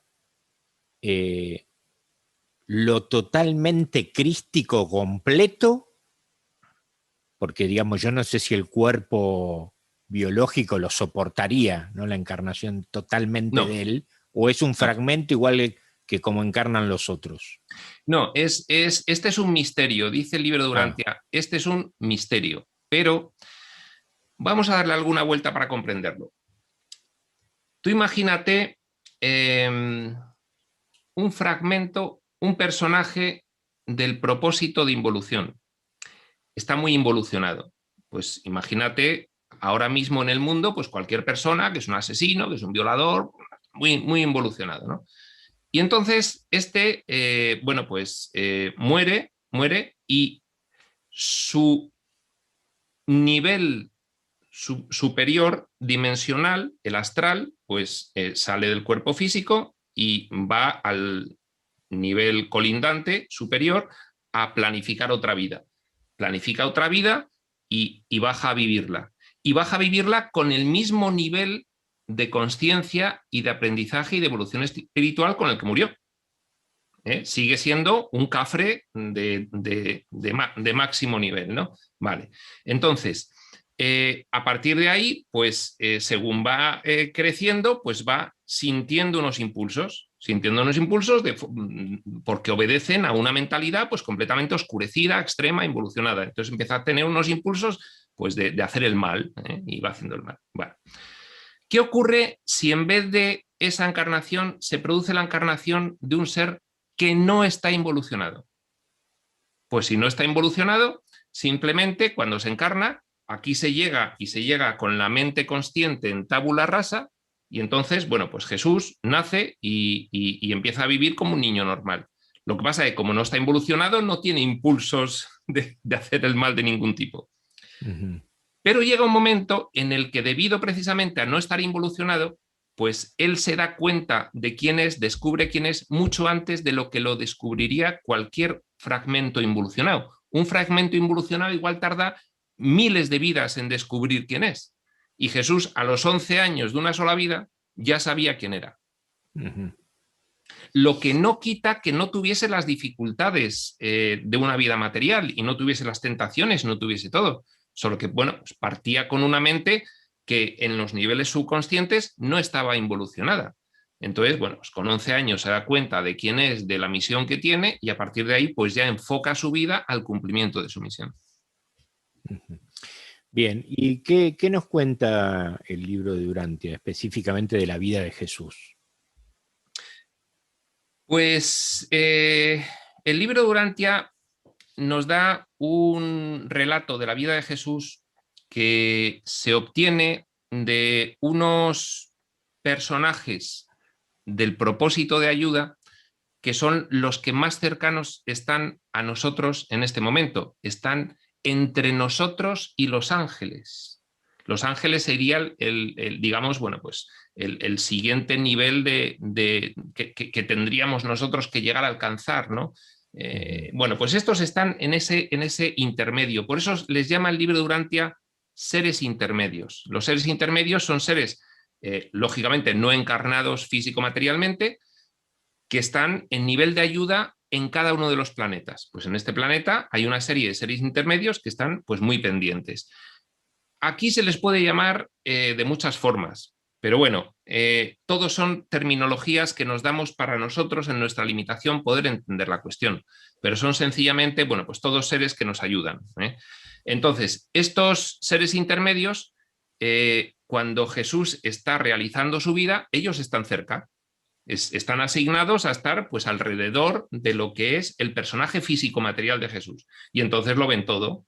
Y entonces estos seres intermedios, cuando se les pide en 1925 desde instancias superiores del entorno del propósito de ayuda, hacer la revelación de lo que fue la vida de Jesús, pues ellos tiran de sus registros y entonces pues dan la revelación de lo que fue realmente la vida de Jesús.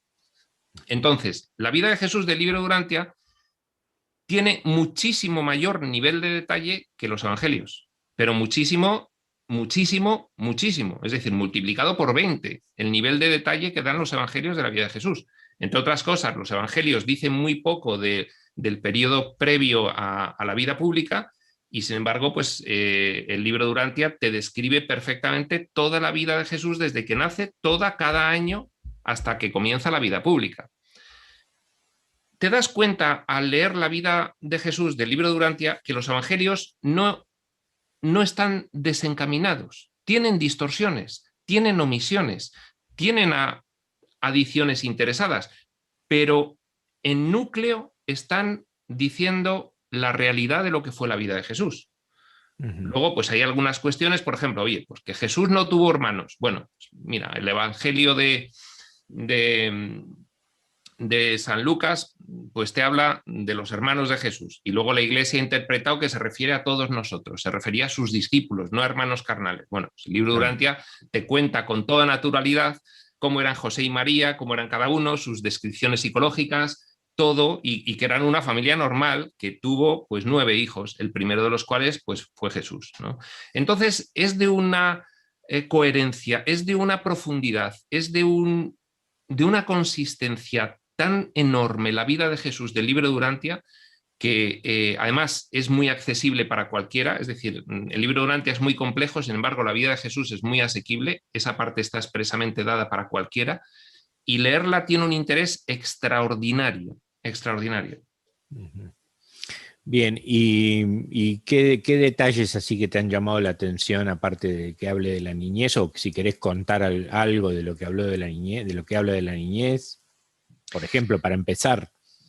Bueno, de la niñez dice que Jesús era un niño pues muy curioso, muy preguntón, podía llegar a ser impertinente porque, bueno, pues no en vano en la cultura judía y en la religión judía, pues de aquella época, pues estaba todo muy regulado y muy regido, ¿no? Entonces un niño preguntón, un niño impertinente, pues a veces generaba situaciones complejas, ¿no? En la escuela, pues hacía unas preguntas que a los profesores les dejaba absolutamente locos, no sabían qué contestar, ¿no?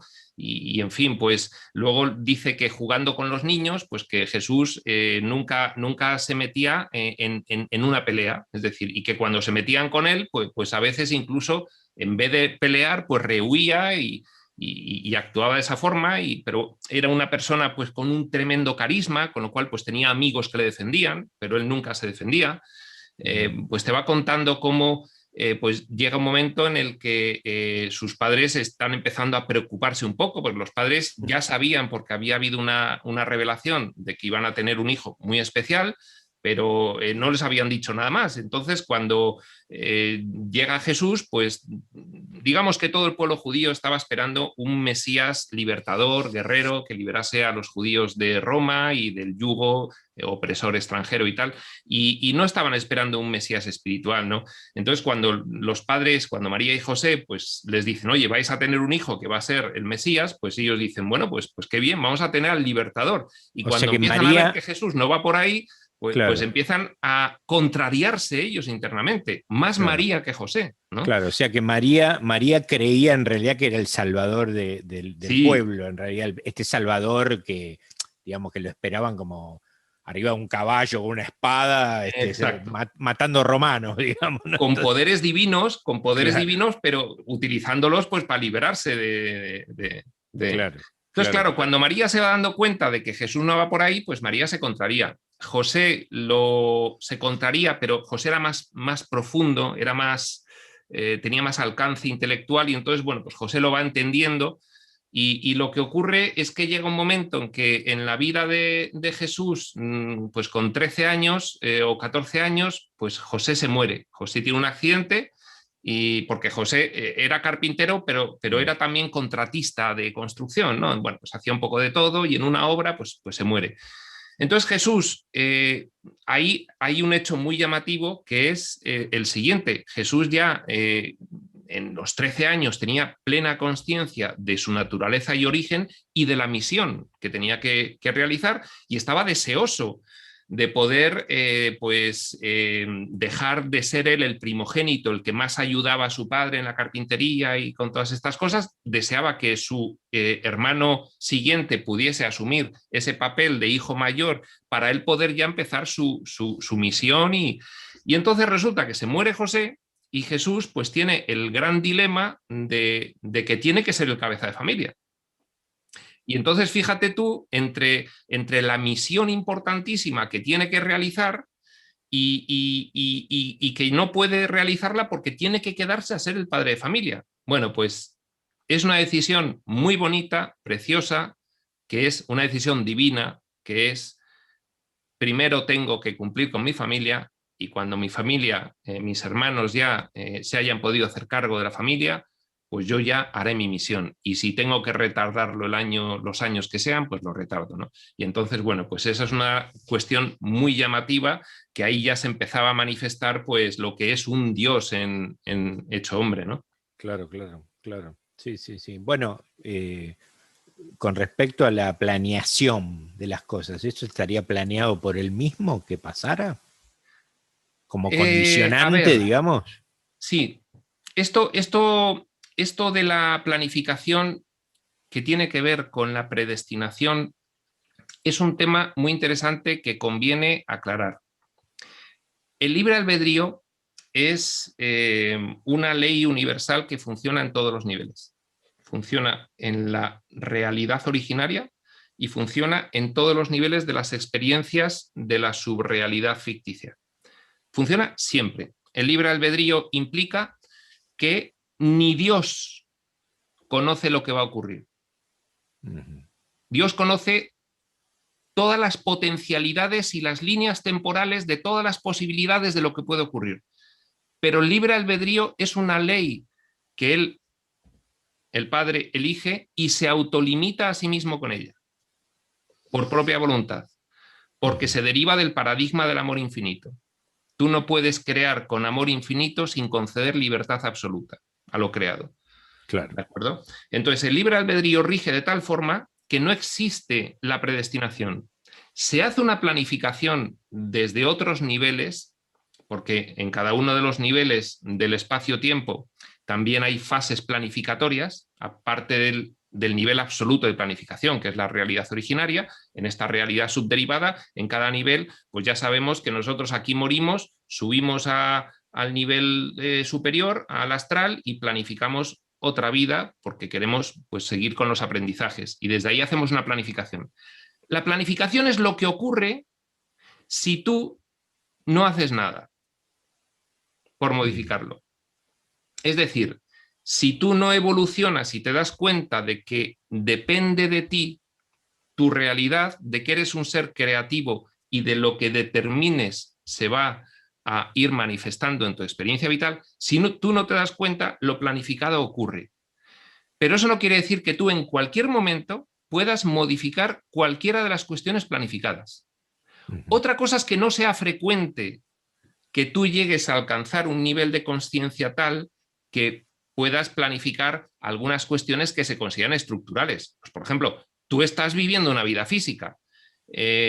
Vamos a poner un ejemplo. Oye, y yo en mitad de la vida física evoluciono hasta tal punto que me doy cuenta de que puedo suprimirlo y asciendo y convierto mi cuerpo en una elevación de frecuencia energética tan brutal que me llevo mi cuerpo conmigo. ¿Eso puede ocurrir? Sí. Claro. No es frecuente, pero puede ocurrir. Sí, Con lo claro. cual, tú tienes absoluto libre albedrío y control sobre toda circunstancia que ocurre en tu vida. Otra cosa es que adquieras la conciencia suficiente como para darte cuenta de que lo puedes cambiar. Y entonces Jesús planifica su séptimo auto-otorgamiento. De hecho, se elige muy cuidadosamente las circunstancias de la ubicación concreta, Oriente Medio, porque era una encrucijada de todas las culturas del mundo. Se elige pues, el pueblo judío por unas cuestiones también muy concretas que convenían al desarrollo de esa misión que tenía Jesús, con los objetivos que tenía. Se elige a María y a José también por cuestiones muy concretas. Entonces, todo eso está muy planificado. Pero a partir de ahí, Jesús tenía que ir segundo a segundo llevando libremente la dirección de su experiencia vital físico-material y de la realización de su misión. Y podía haberlo conseguido o no. Es decir, no hay predeterminación. La predeterminación, tal como la hemos entendido siempre, es pueril, es infantil. No funciona así. Claro. Sería como decir, pero entonces esto no tiene sentido, porque si está predeterminado, no. No hay nada predeterminado. El libre albedrío funciona en todo nivel, absolutamente. Claro. Muy interesante. Te quería preguntar, mientras que relatabas, pensaba que está todo relatado, estos por qué que fuiste hablando sobre María, sobre el pueblo que eligió, sobre la Sí. situación, la época, todo relatado en Urantia. Con un nivel de detalle escalofriante. Ajá. Sí, Bien, bien, bien, bien. sí, sí. Algún día de estos podremos entrar en esos detalles cuando sigamos In- charlando. Interesantísima la vida de Jesús del Libre Durantia para cualquiera, pero además en muy diversos órdenes de cuestiones, porque los evangelios son un resumen muy escueto de lo que fue la vida de Jesús. Entonces, cuando se atiende al detalle de lo que fue lo que Jesús hizo, sobre lo que habló, el ejemplo que dio, bueno, pues Jesús habló de cuestiones económicas, de cuestiones de familia, de cuestiones de pareja, de cuestiones psicológicas, de cuestiones políticas. Habló de muchísimas cosas con una coherencia tan intensa que de verdad es escalofriante leerse la vida de Jesús del Libro Durante. Ujú. Y con respecto a la vida de él en cuanto a su final en la cruz, ¿qué dice el libro de Durantia? Bueno, pues mira, es muy sencillo. Jesús, en sus 3 años de vida pública, consigue cumplir todos los objetivos de ese séptimo auto-otorgamiento. Había muchos objetivos, pero en lo que concierne a nosotros, los dos principales era revelar por primera vez en nuestro planeta el carácter amoroso y amante del Padre Universal. Siempre se había pensado que el Dios era un Dios pues justiciero, inflexible, en fin, y que no era un Padre amoroso. Ese era el principal objetivo del descenso en ese séptimo autootorgamiento. Y el segundo, una consecuencia del primero, que es acreditar, revelar que todos éramos hijos de Dios, no solo el pueblo judío elegido, todos, y por lo tanto la fraternidad entre nosotros. Entonces, esa era, digamos, los dos componentes principales de su misión en cuanto a nosotros. Luego había muchos otros concernientes a toda esa estructura jerárquica del plan de Dios en el universo cósmico, que ahora mismo no podemos entrar en ello, pero Y, y en cuanto a la resurrección, sí, mostrar que había un más allá, que la vida no terminaba con la muerte, era el fíjate, objetivo. una vez que ya da por terminada esa misión, él puede elegir desaparecer, pero sin embargo elige, en vez de decir me voy de Jerusalén porque sé cómo acaba, él decide, una vez cumplido ya todos los objetivos de su autootorgamiento, decir, poner el broche final. Y entonces dice, pues no, pues voy a Jerusalén y voy a seguir acreditando hasta las últimas consecuencias lo que es la naturaleza divina puesta de manifiesto aquí en esta aventura. Y entonces, bueno, pues se somete voluntariamente a todo ese proceso de la pasión hasta que llega a la crucifixión. Y entonces, bueno, pues ya cuando es crucificado, en esos 3 o 4 días se dicen en textos posteriores que esos 4 días que Jesús amplió como gratuitamente, porque ya no tenía por qué haberlo hecho, en esos 4 días se produjeron hechos de una importancia equivalente a lo de los 3 años anteriores, ¿no? Bueno, pues eso fue como el broche final, ¿no? Y Ujú. entonces, bueno, pues ya es crucificado, acuérdate de la última frase que dice, consumado es se refiere a he completado los ciclos de autootorgamientos y ya he cumplido con la experiencia que necesito y ya soy soberano directo de mi universo local, eso es consumado es, y entonces, bueno, pues ahí ya muere. Y después de muerto, pues ¿qué sucede? Que viene la resurrección. La resurrección es sencillamente que Jesús, no ya en cuerpo físico, sino en el cuerpo astral, el cuerpo que dice el libro Durantia, morontial, el cuerpo emocional, el de la dimensión colindante a donde vamos todos cuando dejamos el cuerpo físico. Jesús en ese cuerpo hace 19 apariciones, se aparece pues a miles de personas en total en esas 19 apariciones, y en la última de las apariciones pues va dejando diversos mensajes, sobre todo a apóstoles y discípulos, en cuanto a la misión posterior: tenéis que difundir esto por todo el mundo, ¿eh? Y en la última, pues ya les dice: no os preocupéis, yo me voy a ir, pero dejo con vosotros al Espíritu de la verdad. Eso es el día de Pentecostés, que tenía un significado en la religión judía como de conversión de los gentiles a judíos, y entonces, pues, con esa coincidencia de derramar el Espíritu de la verdad, que es dar una dote espiritual en la cual Jesús decía: no me voy en forma, pero en espíritu estoy con todos vosotros. Pues el día de Pentecostés, a partir de ahí, es el día de la paloma blanca, del Espíritu Santo, que es lo que se ha interpretado por la religión que significó esta cuestión. Aunque, bueno, como dice el libro de Durantia, erróneamente, pero que tampoco tiene mucha relevancia, que bien, que efectivamente pues, se ha confundido el Espíritu de la verdad con el Espíritu Santo, son dos cosas diferentes, pero que tampoco tiene mucha relevancia a efectos de los que estamos aquí y queremos evolucionar. Claro, claro. Bien, bien, muy, muy interesante. Y, y desde mi punto de vista me hace pensar en que en realidad no vino a fundar ninguna iglesia, ¿no? ¿Perdona, Jorge? Que me hace pensar en realidad que en realidad él no vino a fundar ninguna iglesia. No, no, no, no, no, no. De hecho, cuando se auto-otorga, él, junto con Emmanuel, Emmanuel es un personaje también elevadísimo, mucho más elevado que él en la jerarquía, que está precisamente pues, como representante de la Trinidad en el universo local.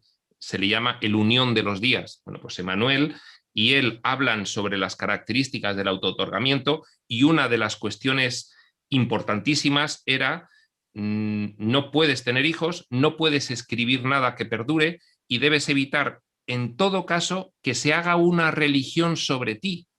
Se tiene que hacer una religión sobre el mensaje que des. Recuérdalo específicamente cuando estés allí como niño, porque es importante. Bueno, efectivamente Jesús lo intenta, pero pues el nivel mental que teníamos en aquel momento pues no da para más, y al final se acaba haciendo una religión sobre la figura de Jesús. Y ese Claro, es el cristianismo. Y ahí claro. vienen pues los errores. Errores que al final, pues fíjate, un carpintero del pueblo de los más pobres de Belén, de la última provincia romana, pues cambia el mundo para siempre, ¿no? O sea, que al final, pues el propósito estaba realizado, solo que la evolución de la mentalidad humana, pues va con picos de sierra, tiene que ir poco a poco, y no se va a producir sino como a empellones, como a empujones. Claro. Pues esto fue un gran empujón importantísimo. De hecho, el libro de Durantia explica que aquí se cambió, se cambia de era de dispensación, se cambia de era en la cual se acaba la era de creer en un Dios justiciero al que hay que temer, y empieza la era de creer en un Dios amoroso. Posteriormente, algunos textos dicen, se inaugura el nivel de conciencia 4. Habíamos llegado al nivel de conciencia 3, el 1 sería supervivencia y reproducción, el 2 dolor y victimismo, el 3 dominio y poder, el 4 amor sentido, y ahí inaugura Jesús la etapa del planeta de poder entrar ya en el amor sentido, ¿no? O sea, es muy importante, tiene un montón de cuestiones esa misión de auto-otorgamiento. Esta era una de ellas, y bueno, pues Jesús lo consigue, ¿no? Sí, creo que en todo caso, bueno, de alguna manera también la iglesia, mirándolo desde el lado positivo, perpetuó el mensaje, ¿no? Eso como tarea, yo creo que Sí. con sus aciertos y defectos, digamos, que no importa porque eso es una cuestión Sí. de lo que estamos involucionando.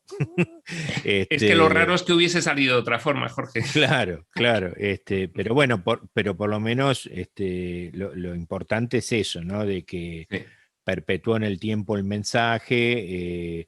No ha habido, creo, un personaje en la historia que haya tenido el nivel de repercusión y y significante que ha tenido él en todo y en todos lados, ¿no? Es una cosa impresionante. Y lo que quería preguntarte, como para ya ir cerrando, si es que no querés agregar algo más sobre Jesús, o si hay más para ampliar, podemos tener otro Sí, encuentro con bueno, eso. es que la vida de Jesús daría para estar, no sé, años, Bueno, porque podemos hacer otro encuentro con claro, eso. claro, perfectamente específico ya, pues incluso de algunas cuestiones más relevantes de lo que es toda su vida, que podemos es un poco pues resumir, ¿no? Sí, Sí, sí, sí, podemos hacer eso. Pero la última pregunta que te quería hacer era sí, si el libro de Durantia habla algo sobre Yahvé, ¿no? O sea, ¿por sí, qué esta gran oposición con la posición que tenía en el Antiguo Testamento sí. Dios, ¿no? ¿Por qué Sí, tan mira, distinto? es muy sencillo. En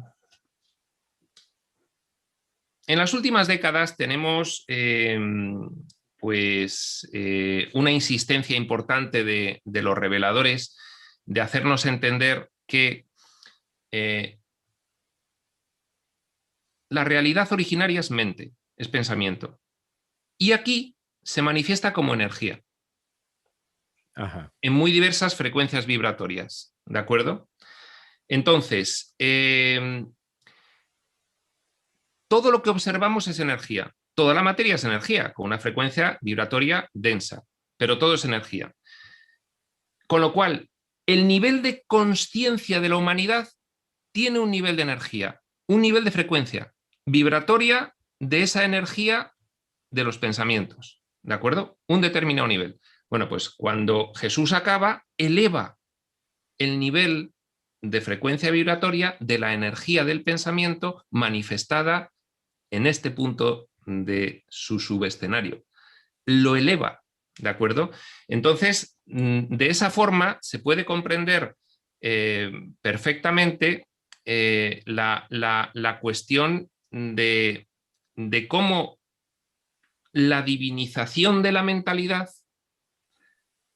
es decir, tener ideas sobre el amor y no sobre el odio, por ejemplo, pues influye completamente en la naturaleza de nuestra realidad físico, material y energética, y en nuestra experiencia energética, magnética, influye en la salud de esa forma, porque realmente un pensamiento divinizado supone una manifestación aquí de una elevación en la frecuencia energética. Ajá. De hecho, todo el nivel físico-material es un nivel en el que se desarrolla la experiencia en una horquilla de megahercios concreta. Sí. El nivel astral es otra horquilla de megahercios. El nivel mental superior es otra horquilla de megahercios. Y en el nivel divino es una infinidad ya de movimiento tal que es la inmutabilidad, ¿no? Entonces, hay muy diversas formas de contemplar lo que supuso eh, la vida de Jesús y el mensaje de Jesús, porque eso proporcionó la posibilidad de que ahora mismo, 2000 años más tarde, estemos ya empezando una evolución bastante más clara, todavía muy minoritaria, pero bastante más clara, inaugurando una evolución colectiva de la humanidad que se aventura, que va a ser importante. Entonces, siempre hay una cuestión de vieja energía y nueva energía. ¿Qué pasa? Que el concepto de Dios de los judíos era vieja energía y el concepto de Dios que da Jesús es nueva energía en aquel momento. Y entonces hay una confrontación siempre cuando hay un cambio de energía. La Claro. vieja energía se resiste, no entiende qué está pasando, pero se ve amenazada. Y entonces fue tal fuerte el mensaje, vamos a personalizarlo en el Sanedrín, fue tal fuerte el mensaje que dio Jesús que los del Sanedrín en realidad lo que no sabían es qué hacer. Y Claro, dijeron, pues como no sabemos qué hacer, acabamos con la solución rápida. Muerto el perro, se acabó la rabia. claro, claro. Pero en realidad es que no sabían qué hacer porque bueno, algún miembro del Sanedrín se convirtió. Sí, Entonces, claro, sí, era no, una cuestión que era una confrontación sí, interna tan potente, sí, derribar sí, sí, todas tus creencias previas sobre claro. la religión judía, cómo tenía que ser Dios, cómo era Dios, y aceptar lo nuevo, que esa confrontación, que se manifiesta más como una confrontación energética, dijeron, hay que acabar con él. Claro, claro, claro. Y bueno, y esto muestra cómo gravita las creencias en nosotros, ¿no? Cómo condicionan la cosa. Pero bueno, ellos estaban viviendo en una experiencia en la cual, digamos, el paradigma era ese. Entonces, bueno, claro, era bastante lógico que tuvieran resistencia al nuevo paradigma, ¿no? Como pasa siempre, es así, es así. Sí, y luego fíjate que hay, esto es interesantísimo porque hay revelaciones posteriores, en este caso, Crión. Crión nos dice muy claramente que el pueblo judío es un conjunto de almas de otro nivel que se encarnan juntas siempre físicamente porque son un grupo bastante cerrado, ¿no? Y que el pueblo judío, como tal, debido a ese ciclo de reencarnaciones juntos, con unos retos planificados en sus vidas muy extremos, es decir, muy valientes, fíjate la historia del pueblo judío, cómo ha sido, ¿no? Sí, sí. Como familia de planificación de estas vidas han Sí, sido con unos retos impresionantes, claro. impresionantes. Bueno, pues eso dice Crión, es que todo esto no es por casualidad, es que Jesús va al pueblo judío por una razón, y es que pese a lo cafres que llegaron a ser con él, eran de lo más evolucionado que había, Claro, claro. en el sentido de favorecer la misión que él tenía. Ujú. Bueno, muy bien. Estamos ya con 2 horas de transmisión y hay algunas personas que están escuchando que me preguntan si vos tenés algún canal o tenés un Sí, Facebook y me gustaría en que lo YouTube digas. el canal Espacio Sutil, Espacio Sutil es tu canal. Muy Espacio bien. Y Sutil, en Facebook y figura también en también Facebook, el Espacio mismo Sutil. nombre. Sí. Ok, bueno. Eso en respuesta a las personas que Muy bien. estaban preguntando. Bueno. La verdad que muy interesante. Quiero comentar que seguiremos profundizando en el libro de Durantia y después seguiremos como anunció el primer flyer que pusimos, con todo un montón de investigación sobre las distintas manifestaciones de las cuales fuimos hablando, y revelaciones. Iremos en el tiempo, bueno, hablando de los distintos temas, ¿no? Y profundizando. Hay para hablar vidas y vidas, Jorge. Sí, claro, Entonces, cuando claro. quieras, con Bien. total disposición. Bien, muchísimas gracias. Bueno, nosotros vamos a terminar ahora con la transmisión. Les agradezco a todos los que estuvieron escuchando este largo rato que estuvimos. Y bueno, nosotros vamos a seguir por privado, si te parece, Muy bien. y charlamos un poquito más. Así que bueno, muchísimas gracias, Iván. Adiós a los oyentes y televidentes. Muchísimas gracias a todos y bueno, nos vemos en el próximo encuentro. Muchas gracias.